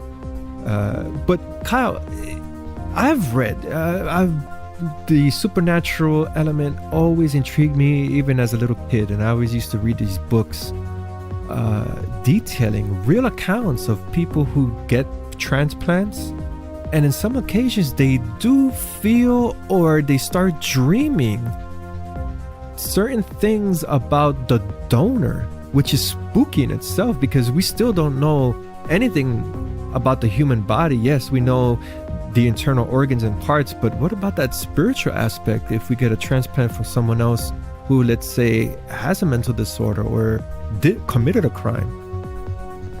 No, that's also another thing too that I wanted to bring up, which you know what, we're like on the same page all night tonight so far.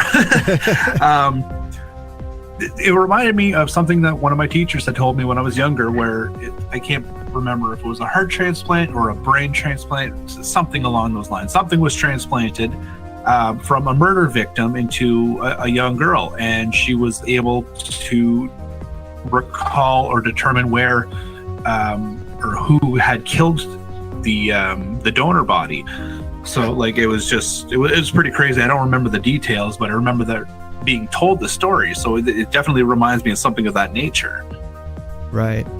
It's just spooky in a way because there's so many things that we just don't understand in this world, and science can explain most of the things. Sure, as a mental disorder, of course, we have developed since the Dark Ages, and we know that individuals who are bipolar are not possessed by the devil, but then there's that 1% that it remains unexplained. Yeah, no, we have priests and whatnot for that, so the power of Christ compels you. And with that, we shall end the segment with that. Syfy denies Tales for a Halloween Night anthology. So the would-be anthology series based off of the book series of the same name, originally written by, or in part by, John Carpenter, is not coming to fruition due to the creative differences between Syfy and Stormy King's productions. So according to Stormy King Productions president Sandy King, she stated that Syfy was more interested in the title Tales for a Halloween Night and not the actual stories involved in the books. In this scenario, people who are fans of Carpenter, who are fans of this book series, or whoever is writing with them, it is an anthology series after all, so he's not the only one. You don't mess around with something with John Carpenter's name on it. If people are going to, take the time to watch your show or your film or whatever like that, and you throw John Carpenter's name on it, and you deliver something that is not John Carpenter-esque, they're going to get upset. They're going to shut down the show. They're going to, they're going to boycott you. So it upsets me, honestly, that they would want to do something of this nature. Right. Well, as Syfy, for the past few years, I would say 4 years, 5 years, maybe less, it's very hard, it's difficult to maintain horror content on that specific channel. They have a tendency of canceling shows left and right that barely even make it past season 3, much less season 1. Recently, they canceled after season 1 Blood Drive, which, okay, it wasn't 100% original, but it married so many interesting concepts of film, comedy, action. The longest running show, Z Nation, is the only one that I see that went beyond season 4. Helix, for example, didn't make it past season 2. The Expanse, I think, only lasted 3 seasons. It's difficult. I don't know what's wrong. I don't know what Syfy is looking for. And not too long ago, news surfaced that Tremors they were back in the project. They wanted the project, then all of a sudden the pilot was made, and they said, "Nah, we're not interested anymore." So I don't know what's going on there. They canceled one show in particular. The name escapes me, but Frick, I just had it on the tip of my tongue. yeah, they had one show in particular. It was great show, and Channel Zero. Yes, thank you, Channel Zero, right? Based off of the creepypasta. A great show, garnered a large following. They canceled it, and replacing it, they have a doppelganger, Hunger Games type TV show. Like, wait, what? You're replacing something that's original in context with something we've already seen before, and I don't see that lasting past season 2 anyway. This news with the John Carpenter series, it's just another nail in the coffin. Why Syfy is really treating horror content this way? Well, I think the issue with them is that they're trying to save every penny that they can. So once it gets so far up, like 2-3 seasons or whatever, if the contracts are up for all the main players, they're going to want more money. So what's going to happen? You're either going to fork out double, triple, 4 times the amount of cash. Where's the rest of your money going to come from? So it's either pay up, try to cancel something to keep something else going, or just cut it out and put something else that's new for a cheaper rate. Perhaps that's the case. Perhaps there's always some type of red tape, a financial situation in working its way in the background, and that could be a good explanation for it. But if they were smart, they would branch out into streaming service, and even though these shows don't fare well on TV, perhaps they could keep their audiences on their streaming service and don't cause a ruckus, because most of these shows that they're canceling do have a large following, and it's just perplexing why they would do that. And this when I read this case with this John Carpenter series, it didn't surprise me not one bit. Oh, it didn't surprise me at all either. What did surprise me was that they were just trying to, instead of actually using John Carpenter's material, that they just wanted to basically just use the title and that's it, and make a quick buck and cancel it after one season possibly. So that's just slightly upsetting, especially when you've got one of the masters of horror, one of the top masters of horror, who's a living legend. He's basically writing for your show. You let him write for your show. Right. In internal politics, I tell you, sometimes it just gets in the way of art and creativity. That's why, streaming is the new avenue for content. That should be the direction to go to. And hey, maybe Netflix picked up on this news, and maybe they might pick up this series, or Hulu might pick up this series, and Syfy would really feel they'll feel like jackasses for letting that asset leave. Yeah, exactly, and hopefully they get that sting, and then next time they won't be so idiotic, if you will, in regards to a property of this nature. Right, but if you haven't seen, not in particular Kyle, but the audience, if you haven't seen any of the series that Syfy churns out, in my opinion, their series are way much better quality wise than their films. The films, for some strange out reason, it looks B-movie. Those graphics are terrible. But for the series, like for example The Expanse or Channel Zero, that's why I tune in. It's the story's good and the visuals. I don't favor CGI, but hey, if it's done good, you have to give credit where credit is due. No, absolutely. I completely agree with you. The issue with their movies, however, it's what did they come out with that was super popular, we'll say 5, 6, 7 years ago? film I know you know wise? the answer to this. Sharknado. One film? Exactly. So Yes. they found the B-level plug that's going to be able to make them all sorts of money. So they just sank a little bit of money into that, added some guest stars, and they made major bank from it. So they figured, okay, well, we'll just keep making movies like this. We're not going to spend too much, and something else is going to catch fire. Has it happened yet? No, but you never know now, especially with something like Sharknado taking over. Right. Mind you, that concept is pretty wild. Yeah, and it garnered a large following. It's perplexing. It is like, okay, whoa, alrighty. Wow. It's just like those Jackass movies. They garnered a large following too, and I said to myself, what?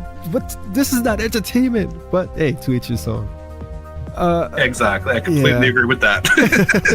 But with this John Carpenter situation, I wonder what is going to be the play for Clive Barker's Nightbreed, because in June of last year there was word that this is getting developed for Syfy, and of course we all know Clive Barker, another living legend, master of horror, he created that series, comic book, story, film. Would they be doing the same atrocious act with this as well? So that just begs a question right there. Absolutely. Like it would make sense that they would try to pull a fast one on him, since he hasn't been healthy as of late, we'll say. So, like, if they're going to try to pull that on Carpenter, I know it's the production company, not Carpenter directly, but it wouldn't surprise me if they tried to pull that on him as well. And he is very, very specific about his characters. Right. So there's, I can't see him, falling for anything like that. Right. Well, Syfy, all I have to say is, hey, whoever is the head honcho there sitting behind that fancy desk driving the Maserati, get your shit together and keep these series alive, either streaming or what have you, because doing these plays against horror, in my opinion, is not a good move. And you could change your logo however you want. That's not going to change the fact that it's just people are not going to tune into Syfy if they keep playing this game. Exactly. And you know what? Get rid of them. I really don't care. Anything that's worthwhile or good will end up on a VOD platform, a streaming service, anything of that nature, and we will have the opportunity to watch it. So if they're not going to be the ones to provide it to us, somebody else will. Exactly. And most likely it would either be the three big players in the game: Amazon, Hulu, or Netflix.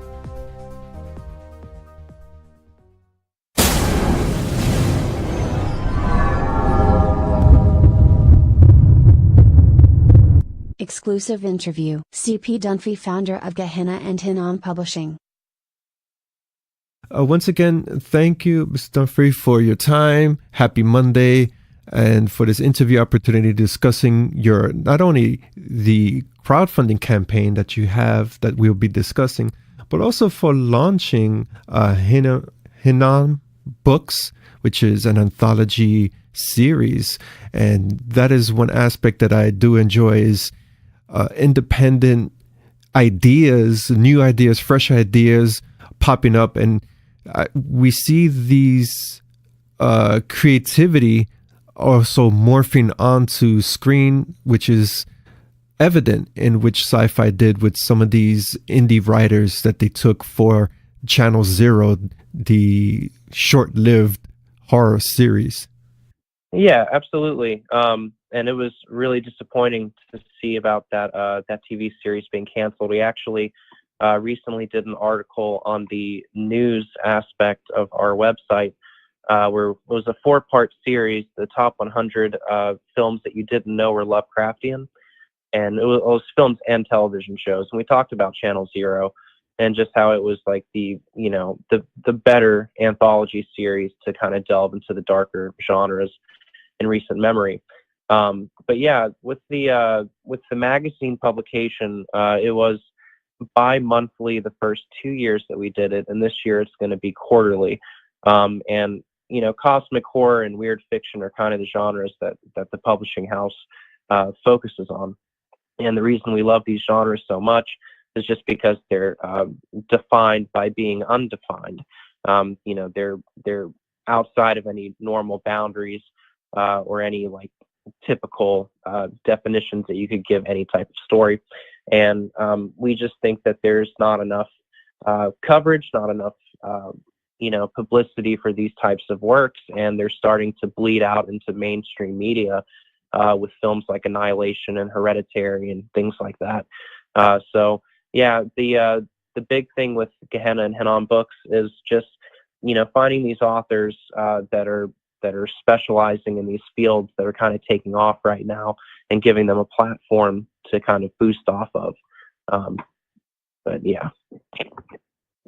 And you yourself are an author, and you started Gehenna and Hinnom as a personal project, as most things, as most content creators, they start out as a quote-unquote hobby, and then it quickly morphs into its own entity that you have to nurture, and it just changes form.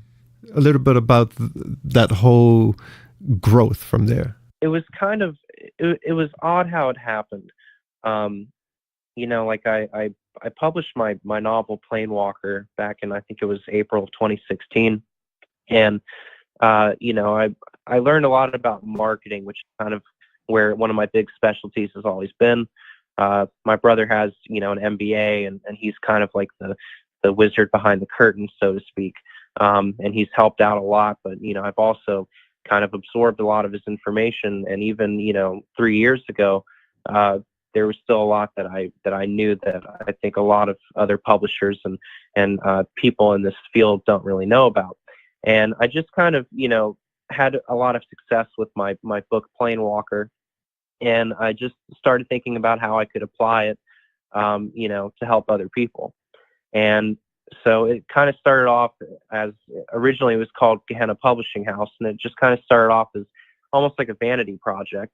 But then, I kind of took the leap to publish other authors after I read a short story collection called The Nameless Dark by T.E. Grau. And I really enjoyed the short story collection, and I just could not fathom why more people had never heard of this author.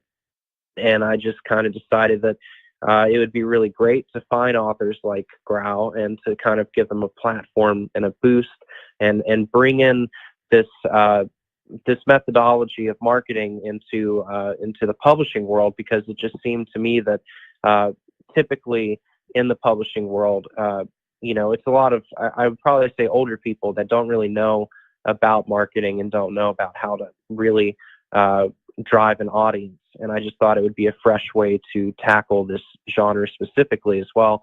And I just kind of fell in love with the aspect and the act of helping these authors.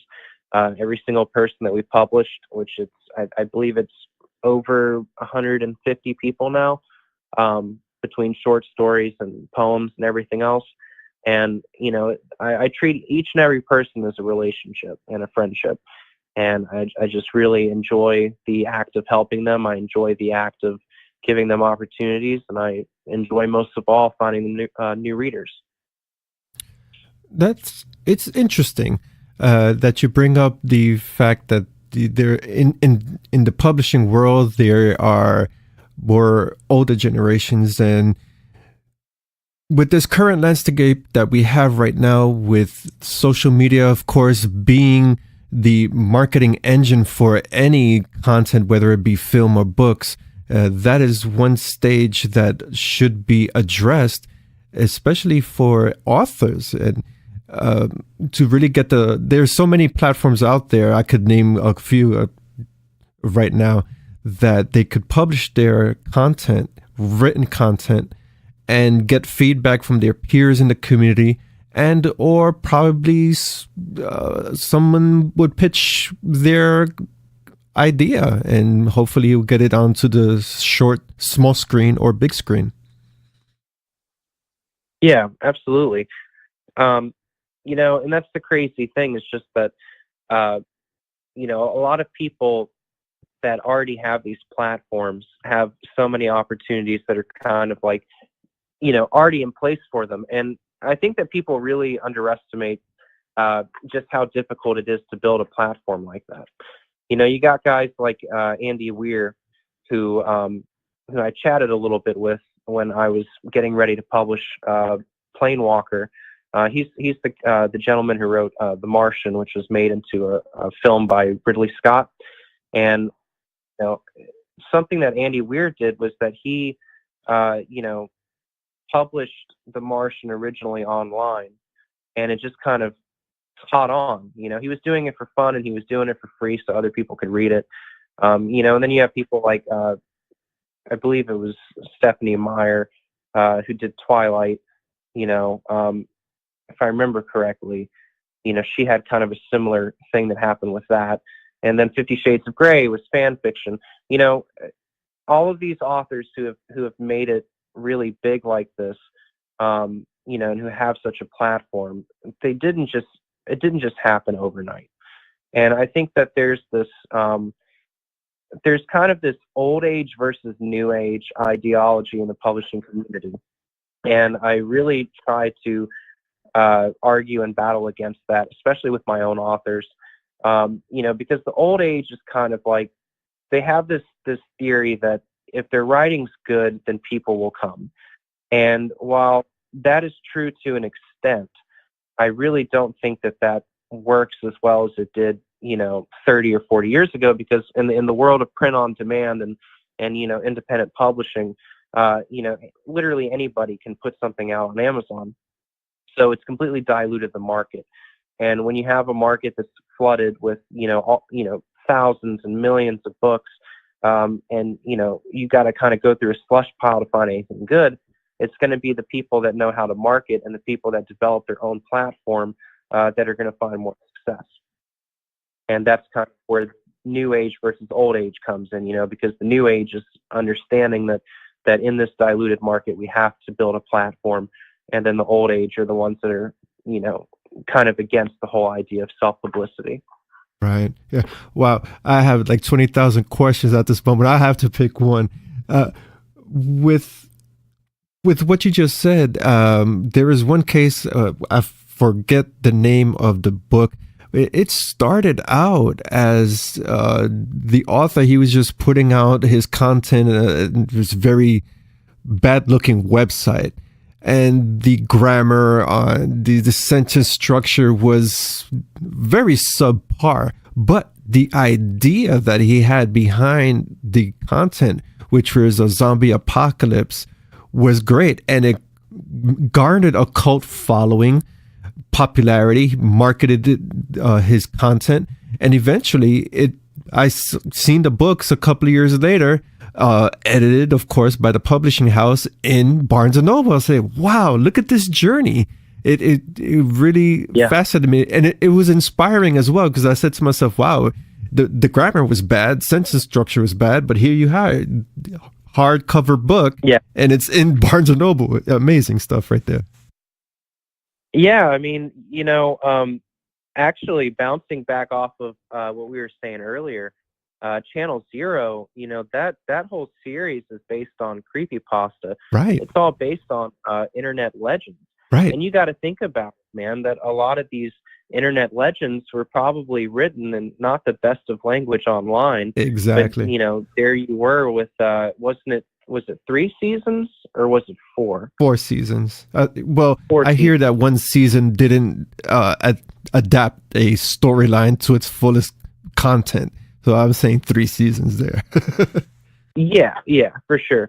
But it just shows the power of the internet when it comes to the publishing world. And I just think it's interesting to look at cases like this where these guys don't have doctorates in creative writing, or they're not Harvard educated.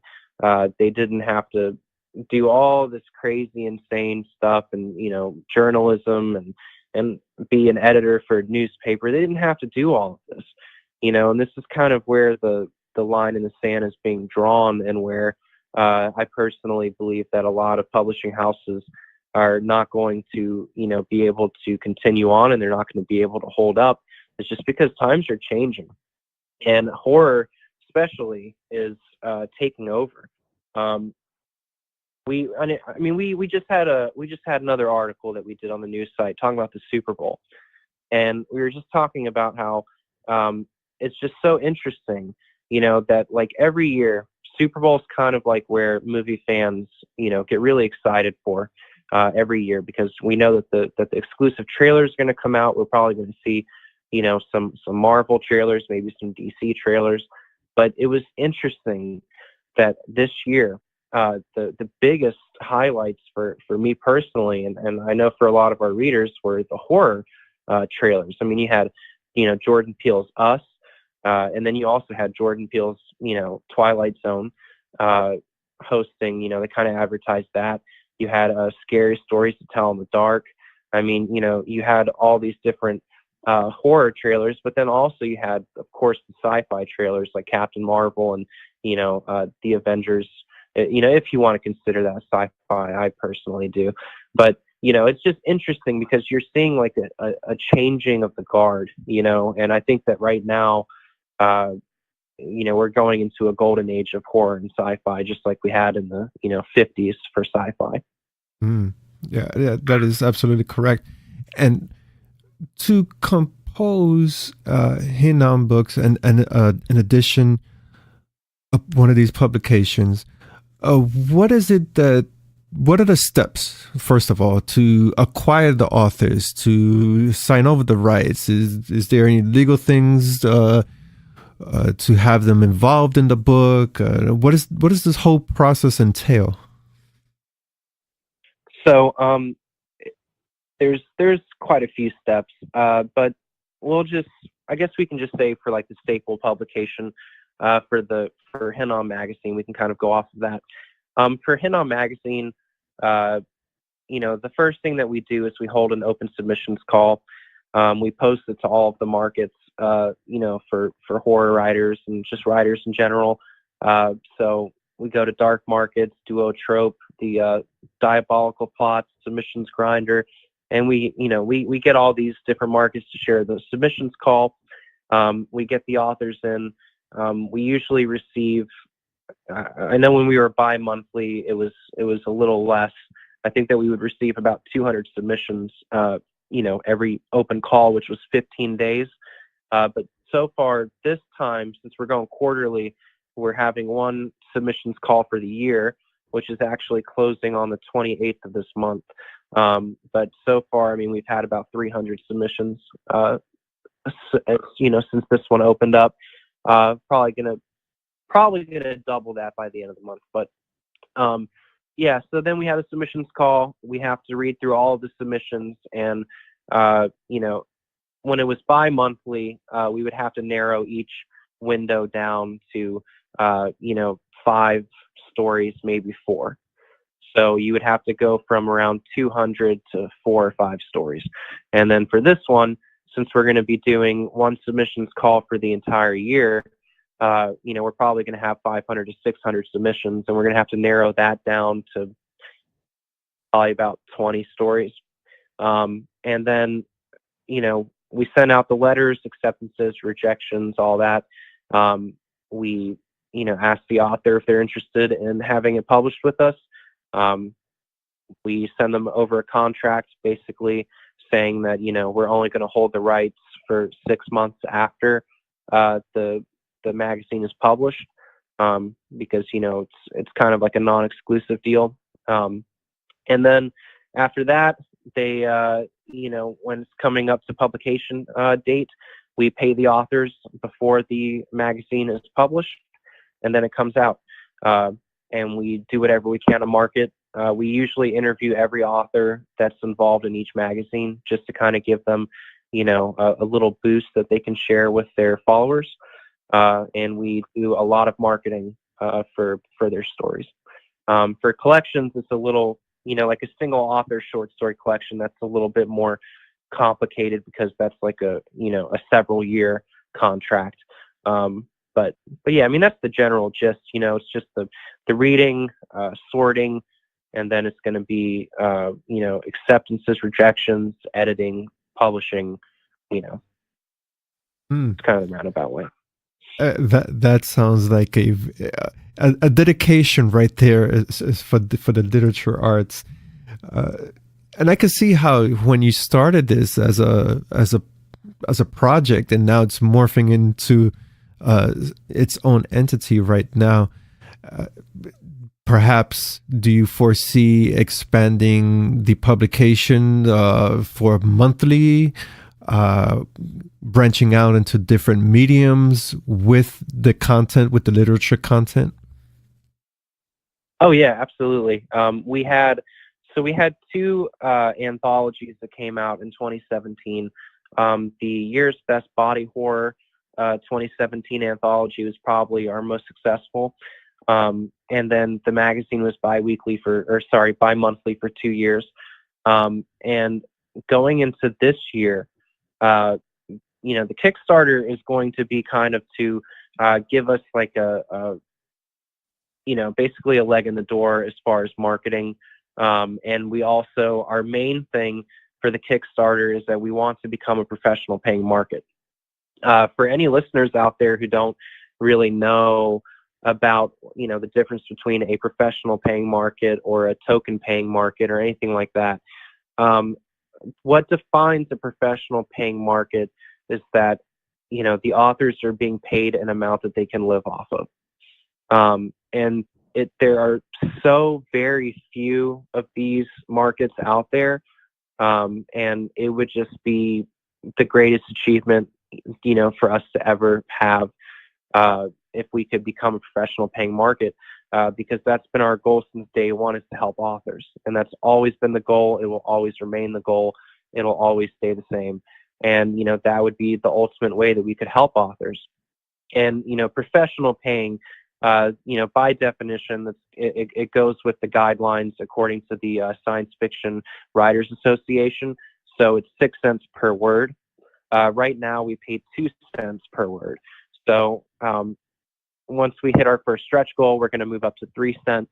The next stretch goal is going to be 5 cents. And then the last stretch goal is going to be the 6 cents per word.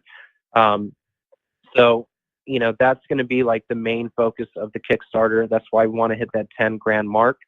And as far as publications, we have 15 different publications that the crowdfunding campaign is going to help with. It's going to be 2 short story collections one from Pete Rawlik, who is a veteran Lovecraftian author, one of the best working today. It's his debut collection, which is a major deal. And it's called Strange Company and Others.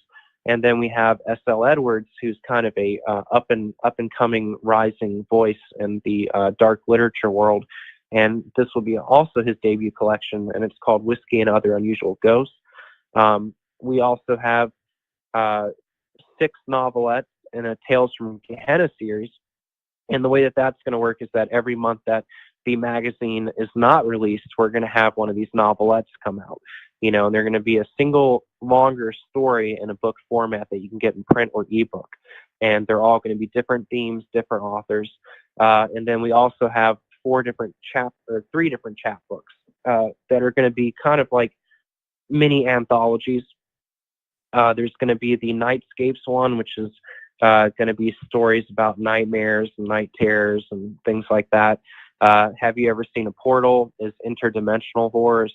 And then Void Beckoning is like deep space horror. And those are going to be the publications that, this Kickstarter is going to help market. Thank you for that information. As a matter of fact, I was going to jump on to the Kickstarter with the next question.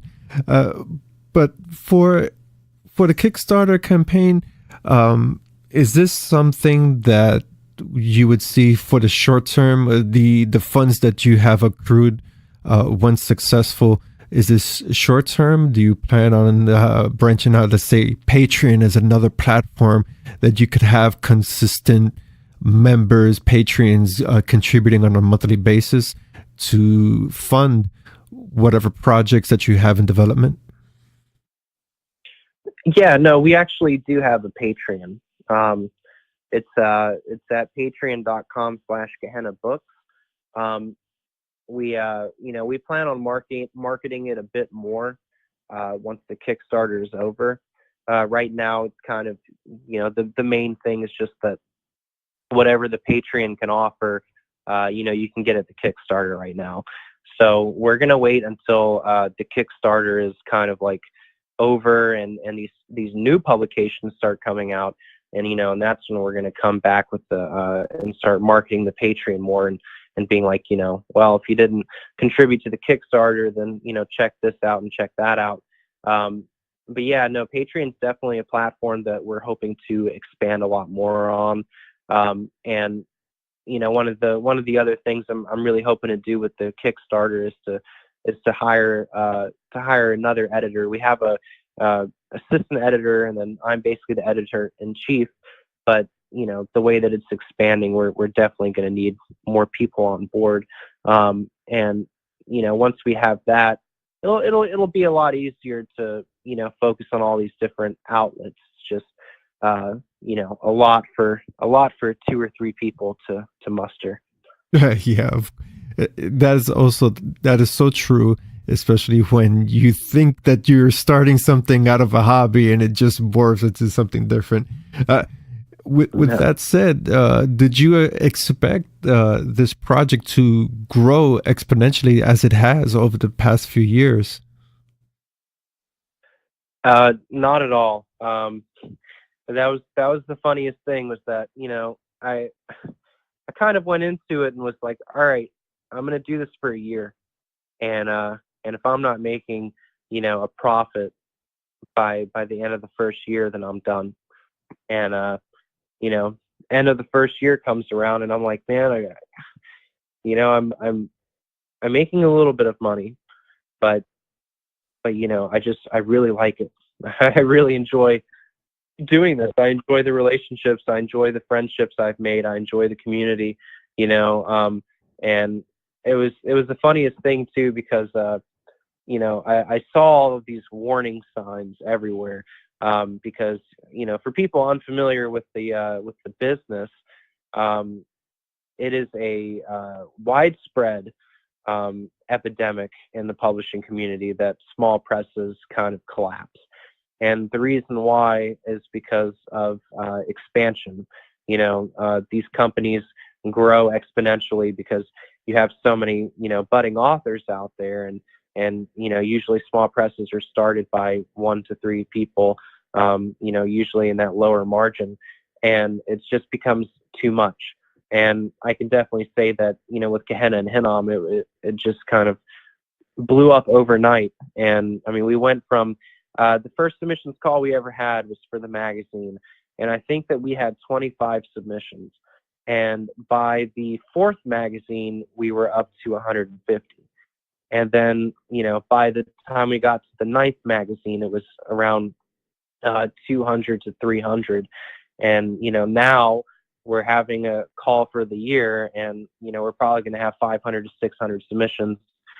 For the chapbooks and the novelettes and all that, we had over 900 submissions. So, I mean, that's kind of, everybody talked about it like, oh, they're unsustainable. They're, difficult to keep together. It's too much pressure. But, I work good under pressure, and I didn't really heed all of these warnings, which I think ended up kind of benefiting me. Because it allowed me to kind of approach it with an open mind, and kind of exercise the fear out of it. So yeah, I mean, this, Kickstarter is kind of I would say more than anything, it's kind of a boosting point, to take us into that next step of expansion, which is why it's called the 2019 Enterprise. Mm-hmm. Right. And of course, we all have to have a plan B, and with this project, it's a business entity now. So if the Kickstarter doesn't meet its goal, what is the plan B that you have in store? And all these content that you have on Kickstarter, these novelettes, anthologies, will they be in development regardless?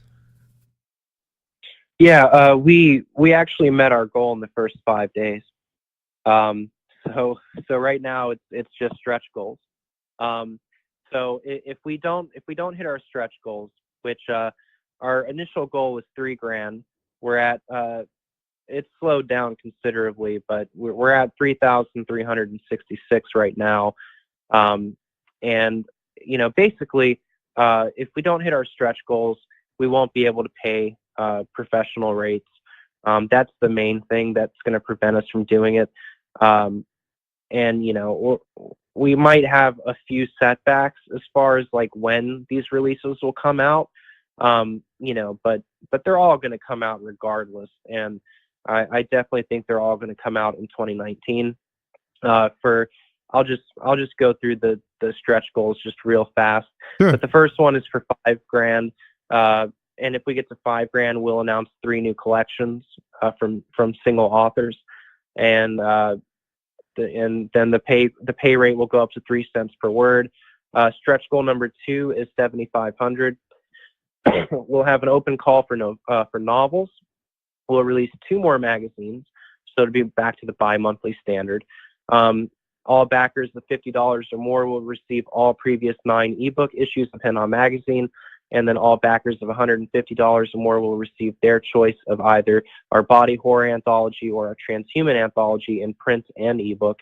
And then for the final stretch goal, which is $10K, all short stories, novelettes, etc., will be paid professional rates. That's 6 cents per word. That's the big goal, because we want to help authors, make a living off of their passion.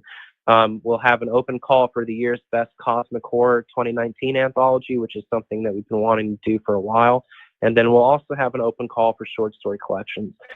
So with each of these stretch goals, it's mainly opening opportunities for other writers rather than opening opportunities, for the company. Because that's what I think kind of sets us aside from other publishers, is that we are always about the authors before ourselves. Right. That's absolutely. That's 100%.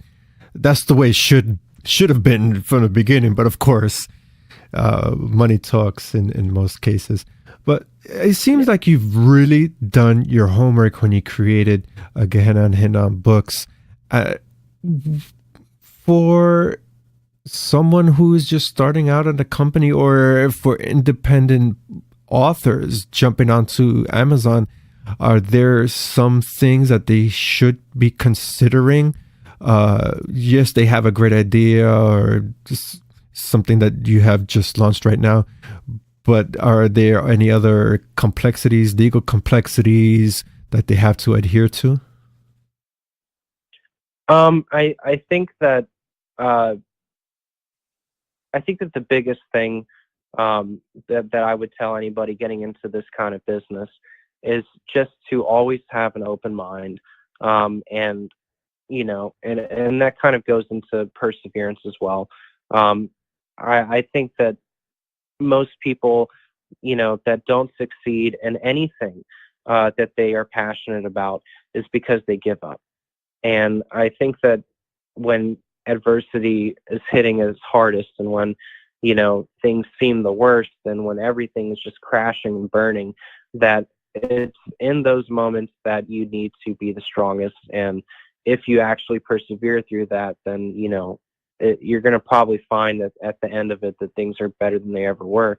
So for writers that are going into this,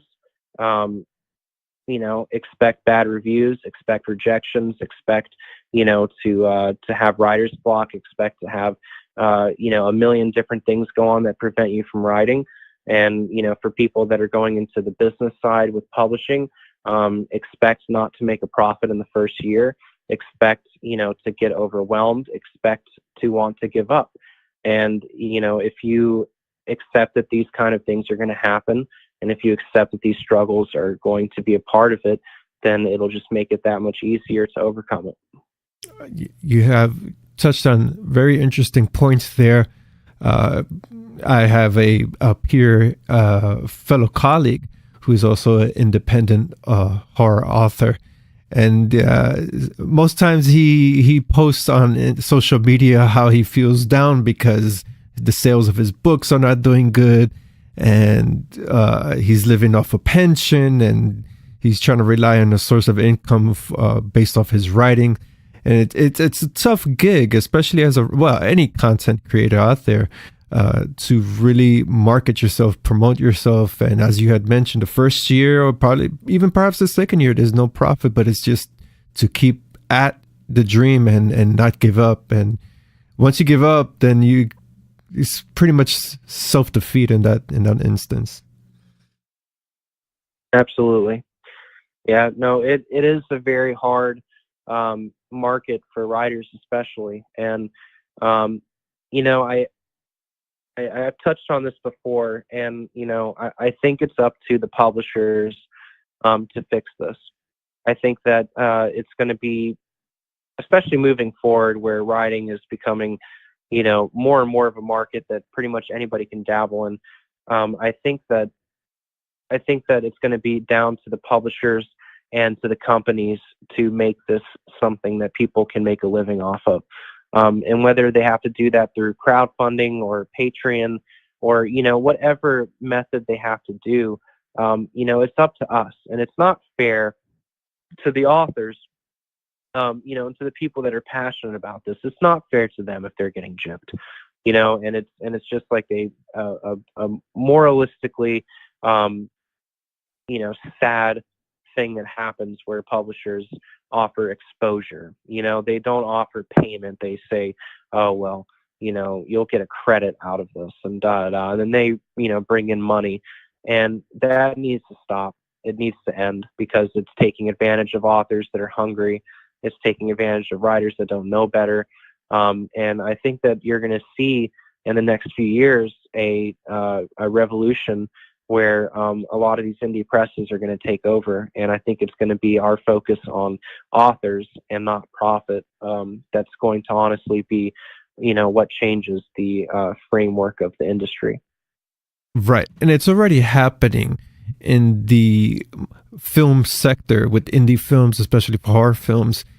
We see the filmmaker, they're taking the reins themselves. Not only are they developing the film, they're doing the marketing, they're distributing, they're finding other ways to put their film out into the public, and thus leaving the distributors with less work to do. And in turn, when they sign that contract, they're okay, well, you guys don't have to do this for us because we already did it, so you don't get that chunk of our budget. Yeah, exactly. Yeah, no, Blumhouse is a great example. You have a lot of scripts that are coming out of Blumhouse that are written, by up and comers, by newcomers, by unknowns. And it's just so interesting. The fascinating thing about horror is just that in literature. Now let me pull up the exact statistics, because I don't want to misquote it, because I know that it's by sales. I know that it's unfathomable how different it is. So I know that horror in literature is the worst selling genre out of all of the different genres on Amazon. And if I remember correctly, I think it was erotica. I think this might be it. I think it was erotica was the highest selling genre. Erotica and romance. Yeah, okay, here it is. Romance and erotica. This was in 2017, I believe. 1.44 billion. Wow. Okay. You scroll all the way down, and for horror made 79.6 million, and that's including Stephen King. Right. I mean, that margin is so immense.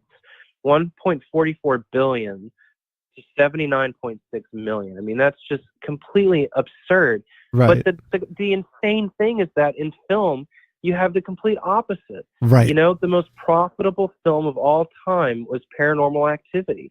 It was Right. shot on like a $25,000 budget or $15,000 budget that ended up grossing hundreds of millions of dollars, you know? And if we can somehow, you know, utilize that tactic or utilize that, you know, that methodology into literature, that would be great for us horror writers. But I think that horror is easier to manufacture on screen than it is to manufacture in words. I think it's a lot harder to express horror through language, you know? Right. Yeah.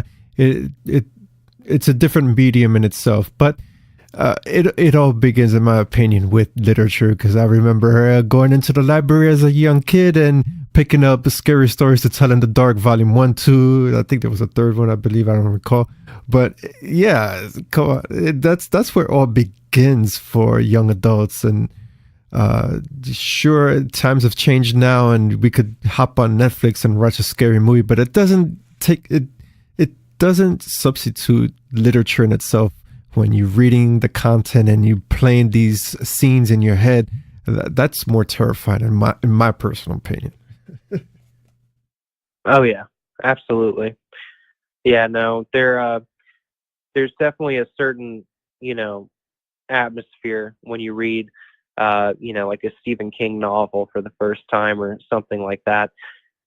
You know, but that's the thing, you know, that I kind of talk about a lot in our submissions, is just that there's a big difference, you know, between I suppose having an idea and being able to capture it in language.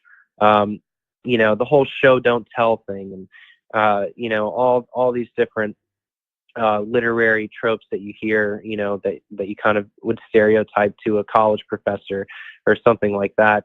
You know, we read a lot of Stephen King, and we read a lot of these, you know, Dean Koontz and these other guys, and Ramsey Campbell. But the truth about that is that these guys are, you know, the best of the best. And what they do so flawlessly and so, you know, fluently, it's actually really difficult to do. It's actually very hard to capture horror. You know, because horror is that we say it on the website that it's the only genre that is titled and defined after human emotion. And, you know, to have a genre defined by human emotion, there has to be a human aspect to it.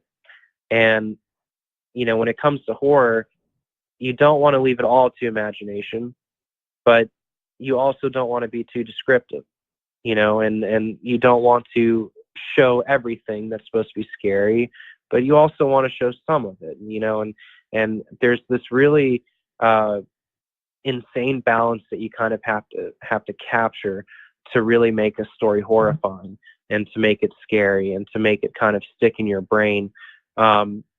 You know, and I think that King has a really good handle of that.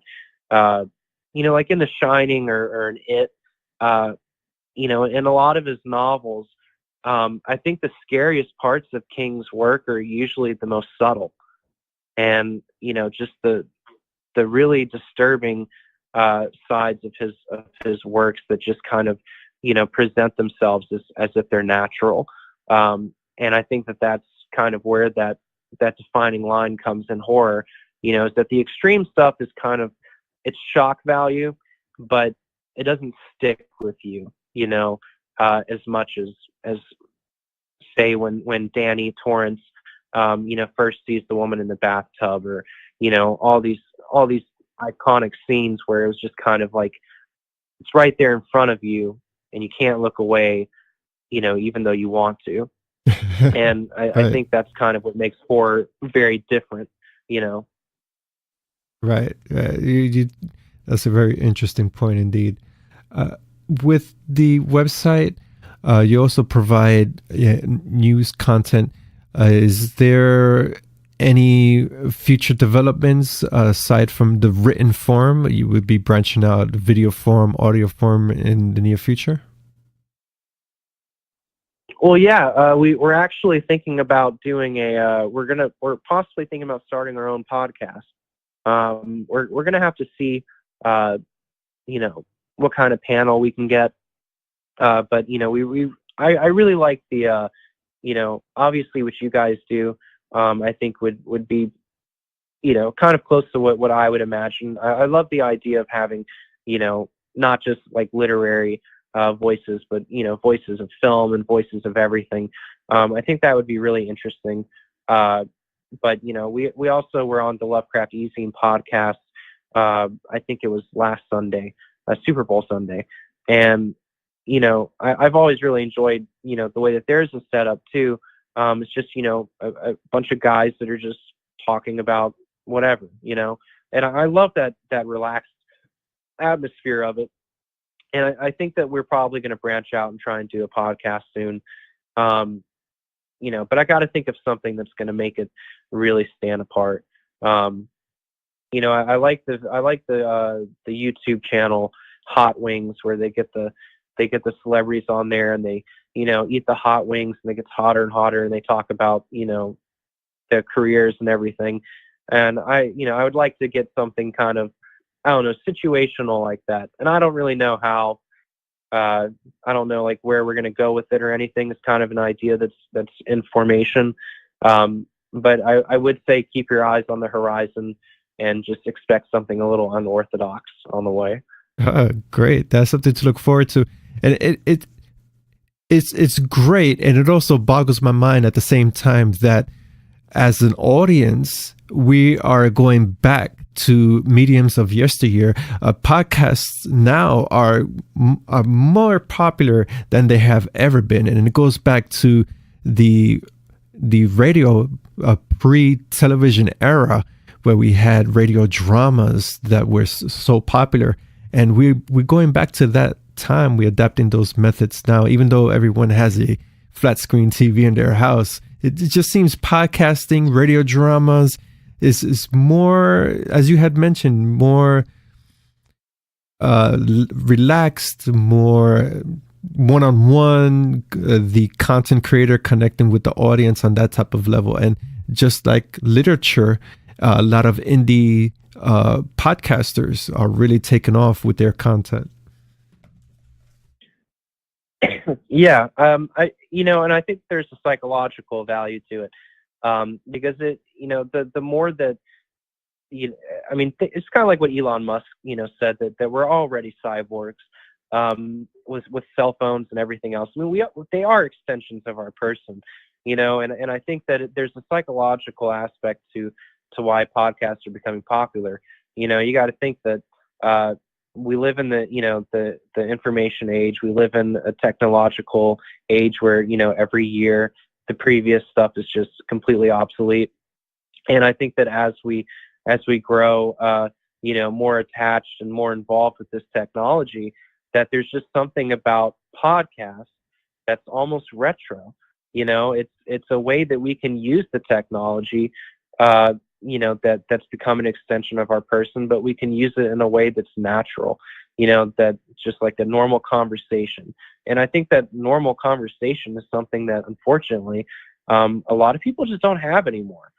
All these filters, on Instagram and posing as this or posing as that, and having a completely different life behind those filters. And I think that the podcast format just kind of breaks that down. You can't put a filter on genuine conversation. And, I think there's a psychological aspect of it, but I also think it's really healthy. I think it's a good thing. Absolutely. And to close out our interview, please, open platform, pitch your social media handles, any other additional content with the Kickstarter crowdfunding, and anything else you care to add. Okay.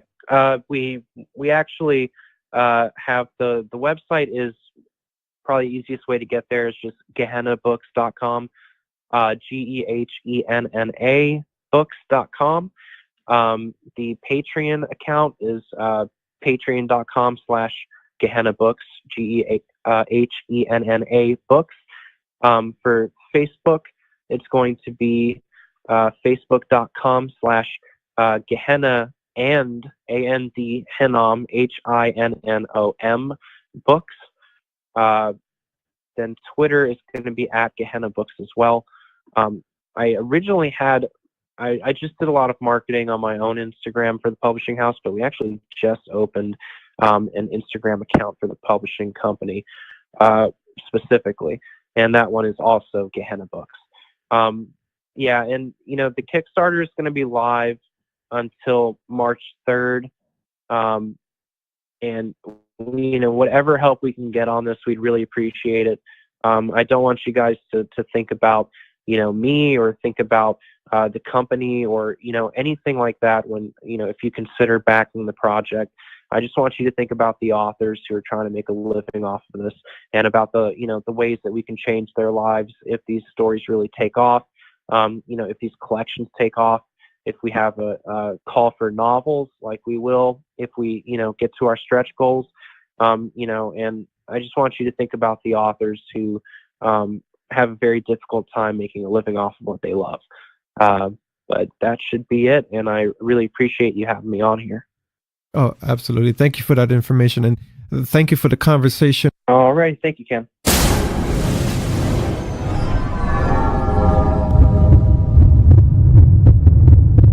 Segment 3 Trailer First Impressions, Dead Trigger.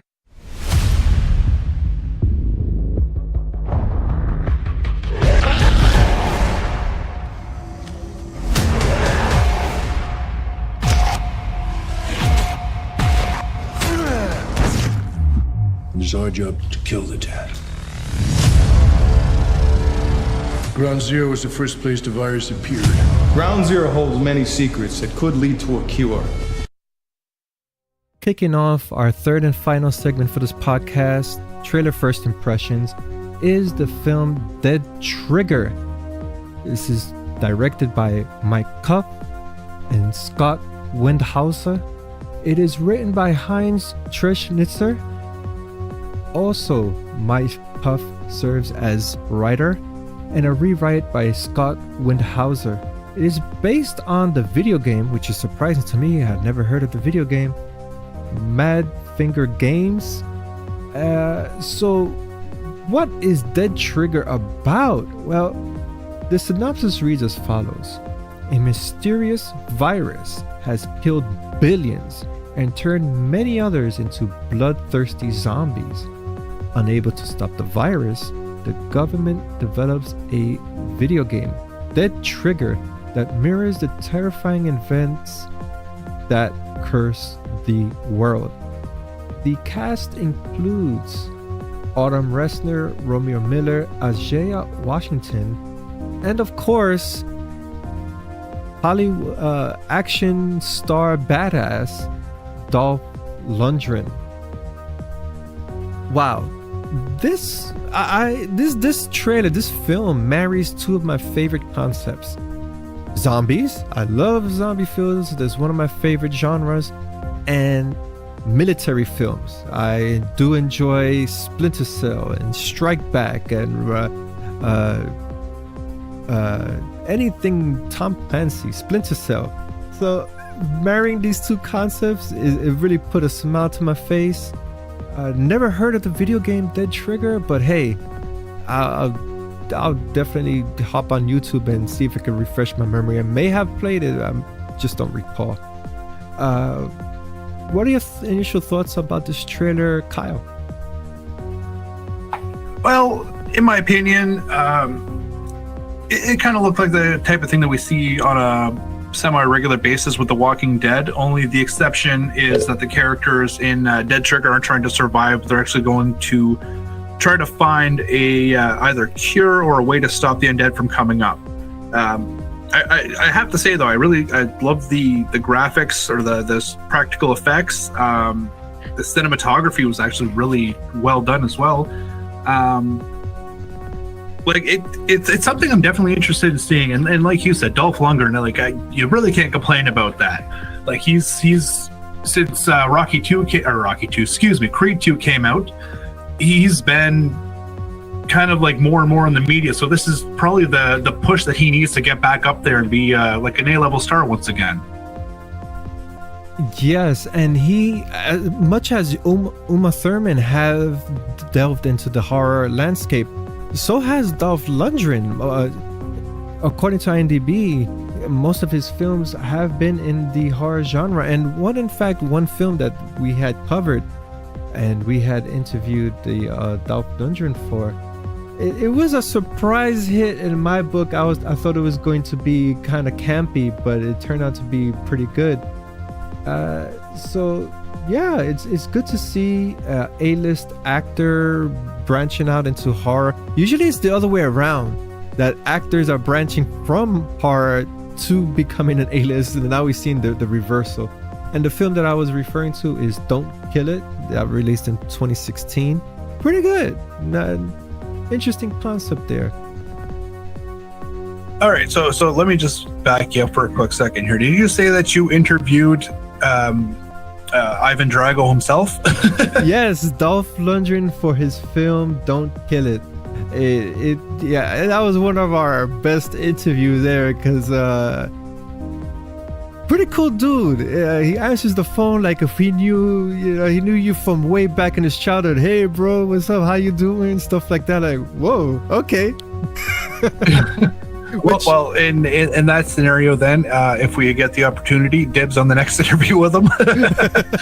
Oh, absolutely, yeah. He's a pretty cool dude to interview, and of course, it's one of those sessions that is quick, probably 15-20 minutes, because so many outlets are booked to interview the guy. Oh, definitely. He's very, very popular, and everything that I've heard about him in the past as well, he seems like a very nice guy, and from what you're telling me, definitely coincides with that. Yeah, but, it surprises me how sometimes the actor portrays a tough guy or a very, like Drago. He's this mean guy that you want to see get killed, but then off camera is like he's a chill guy and really cool. Like, oh, okay, wow, you really portray your roles very well. No, absolutely, and I love seeing that, especially somebody of his caliber. It's awesome. Right. And of course, Dead Trigger, most would say, hey, this reminds me of Resident Evil, or it reminds me of any other movie that you put military concepts against zombies. Sure, hey, the zombie genre has been out for many years, and it has different subgenres. You have zombie comedy, zombie action, what have you, and it still has a large following, so you could take it any which way and it still is going to be its own unique thing. And that's the thing with the zombie genre. Like, there's so many different variables that you can go through. Like, you've got the fast zombie, the slow zombie, Santa Clarita Diet, which season 3 just came out, and I watched the first couple of episodes earlier. Like a fully developed human being just so happens that needs to feast on human flesh. Like, there's so many different outlets that they can go through. Right. And this one does look like you're pretty basic like zombie film, but the way that it looks like it's been filmed, there's something like more to it, and I'm definitely down to checking it out. Oh, same here. I can't wait to watch the film, and in fact, I'm going to submit to get the screener so we could review this for DK Mag as a follow-up for this coverage of the trailer. Yeah, it's pretty cool. I do enjoy it, as I mentioned. I love action military films. Not over the top, something that's really grounded with espionage especially, but in this case it's pretty much basic. You have your badass team. They gotta survive this zombie onslaught, maybe not, and in my opinion, I think the outcome would be the less likely member of the team would be the one to survive. And that's typically how it should go, right? Because he's the one who's been covered by the rest of the team the entire time, so they're usually the last surviving character. Right, yeah, see, I didn't think of it that way. See, he or she would have the main characters, the stronger ones, do the brunt of the work, and they'll just ease on over to the extraction zone in one piece. Yeah, that's so true. Exactly. It's like the cherry picker of the group, if you will. Right, yeah, and with case with Resident Evil, I don't like to see the protagonist be set with too strong of a skill set.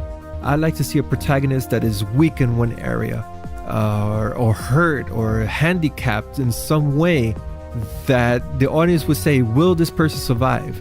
And that's the type of vibe I get here with this ragtag group of soldiers.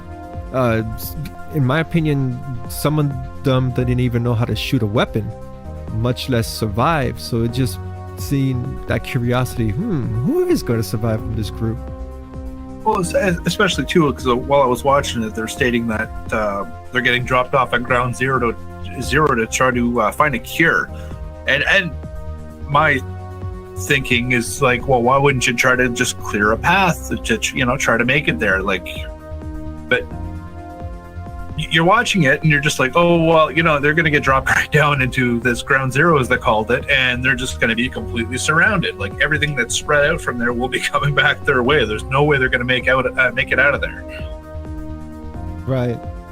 And of course, watching the trailer, we have all these questions like, wait a second, if this is military, wouldn't we have some type of high-tech weapon that would just clear the path for them and they could just waltz right in and waltz right out? Or there was one scene in particular, I don't know if you caught this, Kyle.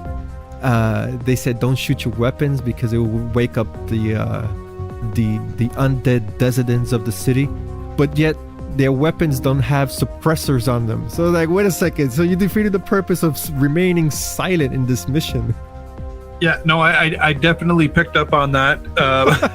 It was one of the most notable parts of the trailer, because Buddy's just quietly like, yeah, don't shoot your weapons, you're going to attract attention, and just everything's completely silent. And one guy's like, oh, we got company, and then just bang.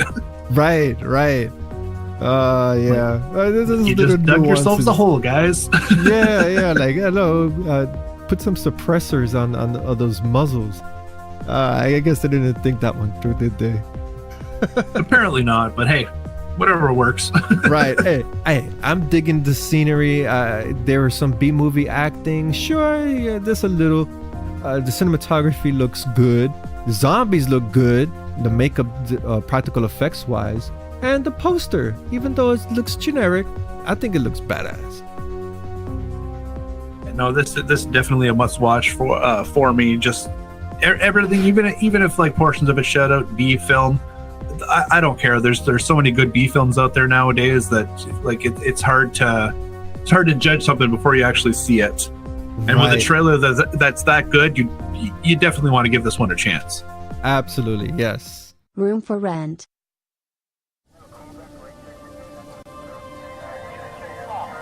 Mrs. Smith, do you have any family close by? I'm very sorry for your loss. I'm afraid you remain liable for the outstanding balance. Well, what am I supposed to do? What do you think? Joyce and Boodle's bed and breakfast. Right this way. Come in. Ta-da! Do you mind? This is our room. And this is my house.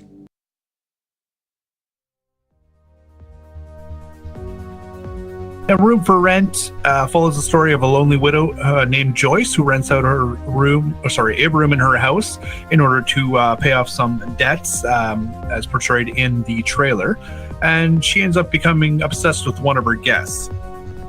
This is directed by Tommy Stovall, written by Stuart Flack, and it stars Lynn Shay, Oliver Arayon, Valeska Miller, and Ryan Ochoa. So, for my first impression from this is, I have been waiting for so long for play so in like comedic roles and things like that. I believe it was Something About Mary. She played the little old tan lady who lives with Mary. so many other movies I can't even think of right now, but she always has little comedic roles that are just like nutso but hilarious. This is something that I've been waiting for a long time. It looks great. It looks dark. You can see Lin Shaye's character just like delve deeper and deeper into like madness, if you will. And to be completely honest with you, I think that she is going to be in competition for like craziest actor / actress against Nicolas Cage real soon, if this is what I think it's going to be. Yeah, Lin Shaye. We first covered news on this film, Room for Rent, a couple of months back when the film was making its way into AFM, the American film market, which is this elite place to shop and or buy indie films or Hollywood films. This is the place where filmmakers go to get their movies out there for investors and producers. In any event, we got wind of this film, Room for Rent, and we're like, wow, amazing. Saw the trailer, saw the poster art, and immediately the first thing that came to my head is, okay, here's another horror film that delves on the social commentary of psychosis, multiple personality disorder. It's a very prevalent theme now. And in this case, since her husband died, I'm no expert in the field, but it seems that there may be some type of psychosis here in which when a loved one passes away, they get attached to someone else who resembles that loved one, or they need comfort, something that the person who passed away gave them in some way. So in a way, Lin Shaye's character is so tragic. It's true, like, and you can see it right from the start. Like you see that there's a body in the backyard. Like, obviously it was somebody who was close to her. It turns out it was her husband, and just things start to build up from there. Like, obviously, if you've got too many things on your plate, it happens that you just start getting like angry or get like frustrated or just like basically have like a complete mental breakdown from everything that's happening. Like, I've seen it happen to my mother like years ago after my father had passed away, and it was just like you kind of see like this downward progression until they're finally ready to kind of come out of it. And this is kind of like an advanced, at least in the trailer, it's kind of like an advanced progression of this, because she's just speeding through all these like levels of like emotions and just it's just craziness. But it's something that, again, like, Lin Shaye is like, she's one of my favorite actresses, just like everything she's been in through over the years, and like, she can nail everything. But this is the first time that I've actually seen her in this type of role, and it's sad, but I'm excited to see what she's gonna bring to this character. Right. And we've seen characters like this in the past. One that really would stand out prominently is the film Psycho, which also ties into that psychosis, losing a loved one and feeling attached to someone else, or whatever the case may be. But yeah, I have to agree with you, Kyle. Lin Shaye, she nails everything that she does, from The Conjuring.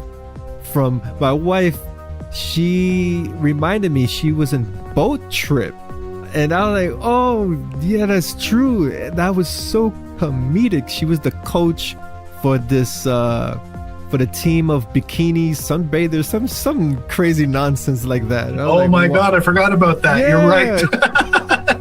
I was like, whoa, this is, oh man. So she could do anything, from comedy, drama, especially horror. It's just amazing. Very talented actress. No, exactly. And honestly, like, we are incredibly lucky to have her in the genre, and to have her like enjoy and love the genre. But it also helps that her brother ran New Line Cinema and got her all sorts of gigs on New Line films like Nightmare on Elm Street, as well as Critters, Critters 2, all sorts of things like that. So it definitely probably was an influence for her to keep her going in this direction. Right, and as you had noted earlier in the podcast, she is a woman in horror, an icon here, and with her age, being that you usually see young girls taking the lead of strong roles, but yeah, we sometimes overlook her, Lynn Shane or Jamie Lee Curtis because of their age, and that's great because it really breaks the mold for actresses or actors, that it doesn't matter if you're 70, 80, 90, you can still do a interesting role and people could really relate to that. Exactly, and like you even stated earlier, like everybody for the longest time, or all these films for the longest time, was basically the same setup. It's like, here's the young teenage girl who survives out of everybody, and it's just like a constant thing. But now we're seeing that there's not only diversity, but there's, you know, male survivors, there's female survivors, there's what was the one that I watched the other day, Mother Krampus 2, there's a trans survivor as well. Like, there's just, like, anything's possible at this point now. Like, nobody's gonna bat an eyelash at like who survives it, as long as somebody survives and, you know, defeats the bad guy or or like anything. As long, basically what I'm saying is, like, it's such an open playing field at this point in time that it's giving us so many more options to watch and create and everything, and I love it. Right. And with the trailer for Room for Rent, I did enjoy the cinematography, the acting, of course, across the board, not only for Lynn Shane, but all the actors and actresses. They do portray a solid role. We don't see any hint of B-movie acting here. Everything is really with emotional content. But I don't want to see the ending. I don't want to see anything bad happen to her character, because it's not her fault that she's doing it. We know she's in a very fragile mental state, and that's why she's committing these acts. And yeah, I don't want to see her meet a tragic demise, perhaps a mental institution, just like the ending for Psycho or something like that. Yeah, that would probably be the best bet, considering, but like, again, you never know this day and age. They might want to throw her into a crazy home just to keep the idea open, like, hey, maybe we'll do a sequel, or just kill her off just because, hey, like, Lynn Shane's getting up there in age, you never know, let's just kind of end this now.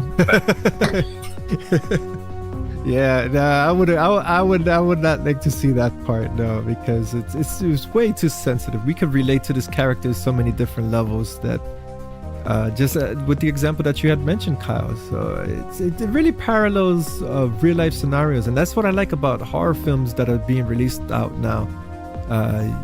They really touch on sensitive issues, and it's not just gore and someone wielding a knife. You really get invested in these antagonists. The antagonists. Exactly. You fall for them. Right. So Kyle, there's some sort of relation. Exactly, right. Closing thoughts on this trailer? Not really much more than I've already stated, but like it looks good. Like, from the trailer, I have also noticed that it would get, as she was kind of falling deeper into madness, like the trailer was seemingly getting darker in the scenes it was going through. Definitely something that is probably going to be shown throughout the films. Like, as the film moves along through to the end, it'll just get darker and darker, just basically reflecting her mentality. Other than that, like I said, she's probably going to give Nicolas Cage a run for his money in the crazy department, so we'll have to wait and see. The Mummy Reborn. I don't think there's any way of saving the shop now, Tina. Not now. Karen, please. I can't lose my job. It is all I've got left. It's not a decision I've made lightly, but it is a decision I have made. She's got this in her stock. That's worth like 800 grand. No. If I steal that, I could go to jail for years. Your life, our lives, change forever.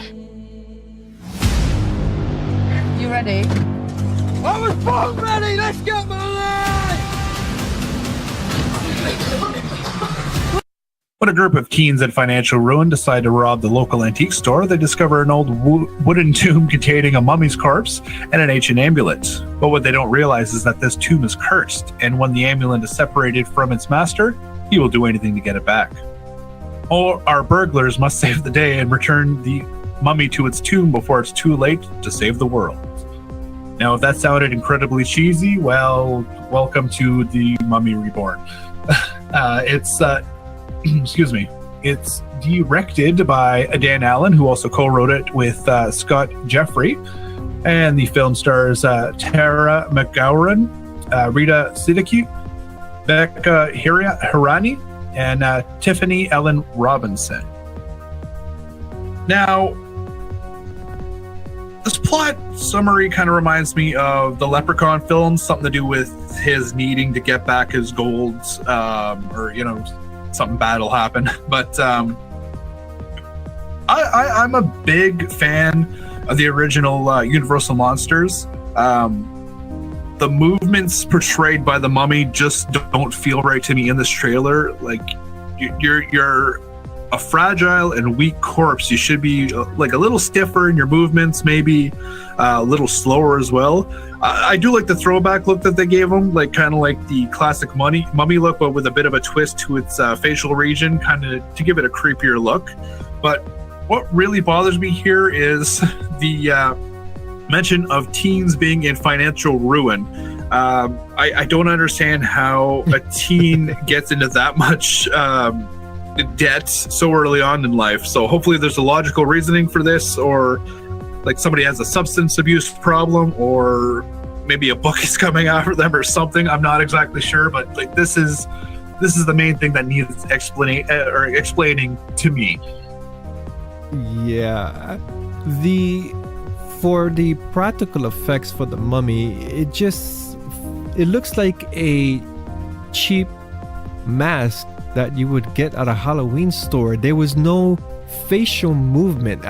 Whenever I see an antagonist in makeup, I want to see its eyes. The eyes of the soul. That's the common quote. The eyes of the soul. I want to see the eyes of the mummy. I want to see its emotion. I want to see its jaw move. I want to see some body language, because in the case of the mummy, unless it's the reboot from Universal, there is no physical movement. You have to give it a character. You have to move a certain way. You have no dialogue. Your dialogue is your body, and it just like you had mentioned, it just feels too something about this mummy. But what really gave it a negative was that makeup effects. Yeah, no, the facial makeup effects you're talking about. Yes. Yeah, that's what I was thinking too. Like they made it like a little different, but they did give it or they tried to give it a creepier look. But like you said, there's no expression to it. It's almost like it's just a mask that they put on him. Right. Again, I appreciated like the whole bandage thing, but like that's one step that they kind of went too far with it. But like you were saying, the movements are just odd. It looks like he's a dancer or a break dancer, just kind of like flawlessly moving around, like punching, and like it's too much. It's too much. Yeah.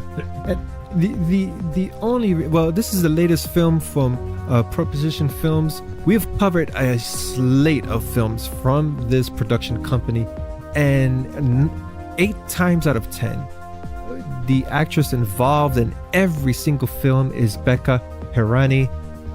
She was in Foxtrap, which we covered, Unhinged, Deadly Water. The list goes on and on. We've covered basically her slate of films, and that is the only reason I'm gonna watch this film, because she's a great actress. She has portrayed drama. She's a lot invested in horror, and I think she's gonna be one of those under the radar names for women in horror, and then all of a sudden she's gonna get this big role and everybody's gonna say, wow, where have you been? Yeah, I've been in the indie scene building my recognition. So that's a name to look out for. That's the only reason I'm watching this film. Even the acting seems off, especially when the mummy was in the hunting them down. There didn't seem that emotional fear, or it just feels off. No, exactly. And like even like the guy with the gun in the trailer who was like he didn't even look like he knew what he was doing. Like he just kind of like looks one way, and then the way that he kind of moves, it looks like the director's like, no, wrong door, look that way. Like right. It just something felt off about it. Right. But Becca Hirani, that's the first that I've heard of her, so I'll definitely have to check out some of her stuff. If you're saying she's that good, definitely get her her line of work in early before she does get extremely famous. Right. Yeah. She of course we covered it. She was in a 50 Shades of Grey clone, which is called Darker Shades of Elise. And of course it's a thriller, and we cover thrillers, but I was not expecting a sexually charged thriller. I was expecting a psychological thriller, but nonetheless it falls into what we cover here. You have the love triangle, and one of the characters is kind of demented, and you have that psychological approach. But yeah, brace yourself for that one, Darker Shades of Elise. If you like 50 Shades of Grey, yeah, that's what to look out for. So in other words, keep it off my list then. Yeah, unless you want to watch it with your girlfriend or wife, yeah. But hey, she has other films, Foxtrap, trying to remember here. I don't want to go into IMDb. But yeah, most of her films is really intriguing when it comes to horror. Unhinged is another one. So yeah, she's a name to look out for, and she's attached to this project. I'll give it a watch, but I'm not 100% invested in this. But Kyle, did you look at the poster? I in my opinion, I thought this film was gonna take place against a desert backdrop in Egypt, and that's not the case here. No, not at all. Like I thought the same thing, because when I'm looking at this poster, it reminds me of either like the Scorpion King or like the Mummy, the Brendan Fraser series of mummies. That's what it looked like to me. So I'm just like, oh, okay, well this could be interesting. And then once you get through the trailer, it's nothing even close to it. It's like beachfront property and kids with debt problems, and it's like, yeah, none of this makes sense. Even the mummy on the poster looks nothing like the one that we see in the trailer. Precisely. And Proportion Productions, if you look at their roster of films, most are original in context, but lately they've been adapting a model in which it parallels familiar titles, such as the case with this, The Mummy. Of course, The Mummy, you look at the cover, the poster art, you're gonna think, oh, The Mummy from Hollywood, the one that came out with Brendan Fraser. They have another film coming out next week, Pet Graveyard. You look at the poster, you're thinking, ooh, Pet Cemetery. But when you look at the trailer, has nothing to do with that poster art whatsoever, and no relation to Stephen King's narrative whatsoever. No, exactly. And that one just or Pet Graveyard, I should say, went through a name change and poster change just recently as well. So they're definitely trying to cash in on a certain Pet Cemetery film that will be coming out next month. Right. And someone had raised a interesting point in one of the interviews that we had conducted, and they had stated, and I'm paraphrasing, that they are providing content that audiences want to see. So in other words, if you want to see a ripoff of Pacific Rim, they're going to create that film because there's a market for it and there's an audience who wants to see it, as opposed to creating something different and original that may not have an investment or profit margin, something that would keep their company afloat. And I find that to be kind of depressing, because that blurs the line of, you want to make art as a filmmaker or you just want to make a profit. But that's been the Hollywood motto forever, so why wouldn't a newer company follow suit, right? Like this way, that they know they're going to make money because of good graphics on their poster, or because it looks like another film or something of that nature. Like right. it's definitely all about money, at least at a starting point for them, so that they can actually finance those art films, or those like never before seen types of horror films, or dramas, or romance novel type films. Like they need to get the money from somewhere, and this is probably how they're doing it. Right. Yeah, because in all, filmmaking is a business, and you make up a good point there. Sometimes the filmmaker wants to do his own little thing, but he can't get it if he can't create a product that really generates attention. And if that means making Pet Graveyard instead of Pet Cemetery, and in this case the Mummy Reborn parallels the Mummy, perhaps we may see some original content from later on down the road that doesn't relate to anything we haven't seen before. No, absolutely. And if not, then we know that they're just making way too much money off of this concept, and they're just going to keep going at it.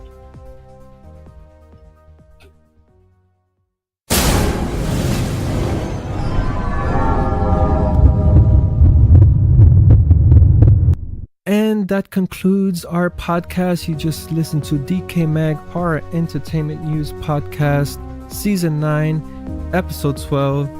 Is it Episode 12? Yeah, I think so. Yeah, Episode 12. There's so many podcasts in the works here. Once again, my name is Ken R2, your host and founder for DK Mag. Remember, we are DK Mag, not DK Magazine. You can find us on all social media platforms at DK Mag, and of course our website, DecayMag.com. Joining me as co-host this evening, Kyle Lafreniere. You can find me on Twitter at Kyle Lafreniere. That's basically the only place that I have any social media. Other than that, check out my stuff through DecayMag, as well as longlivethevoid.com. Thank you. And for those who did not know, here is a little scoop. DK Mag branched out into publishing. We have a digital edition publication. Issue 1 released April 12, $5 a copy, strictly for mobile devices. So it has the feel of a real magazine that you can flip through, read, has links to YouTube videos, great content. Do check it out.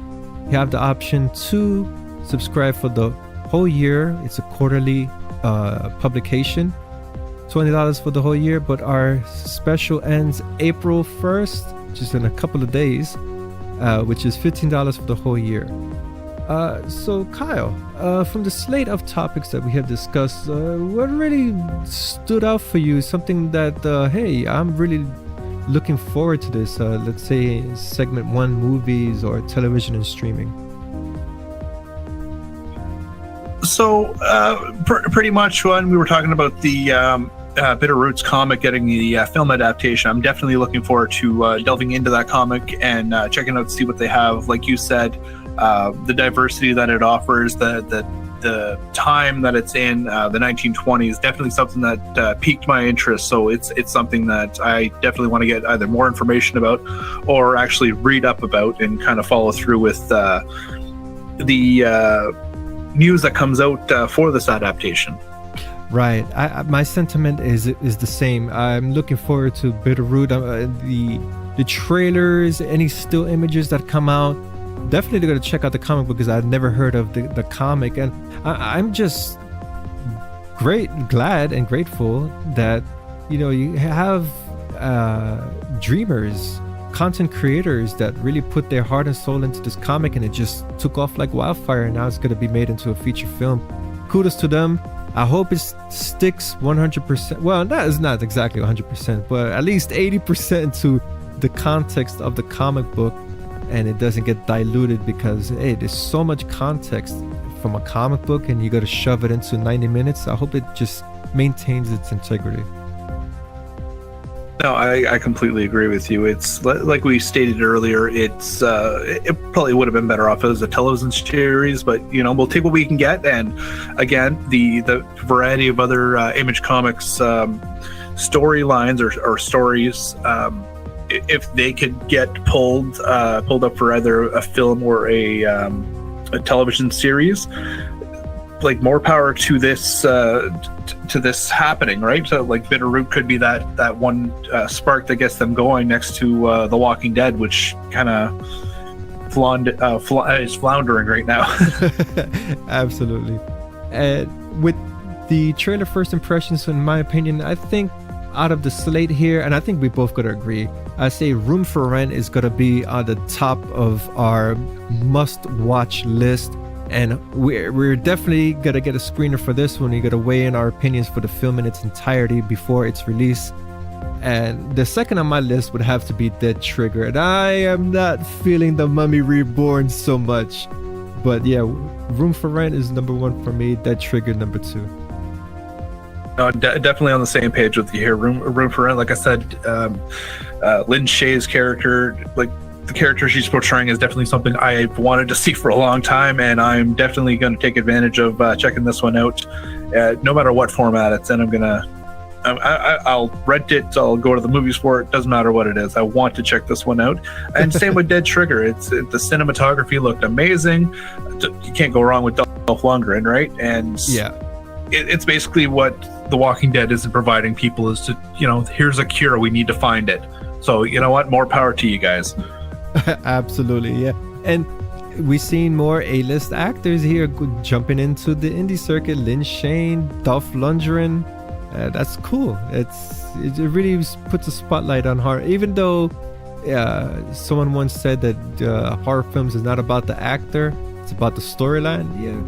But in the other context, I think horror aficionados do want to see a familiar face that they could say, oh, okay, let me see how this gal or guy portrays this certain part. Oh, exactly. Like, it doesn't matter what the role is. If there's a familiar face, they're definitely gonna, buy more subscriptions or movie tickets or whatever the format may be. It's gonna get more sales through it. Precisely. Well, that concludes our podcast. Thank you so much, Kyle, for your contribution, your opinions on the slate of topics. And thank you for having me once again. And for everyone else, you could find our podcast on Spotify, Google Podcast, Apple Podcasts, Stitcher, TuneIn, and of course, our podcast notes will be on our website. Thank you for tuning in.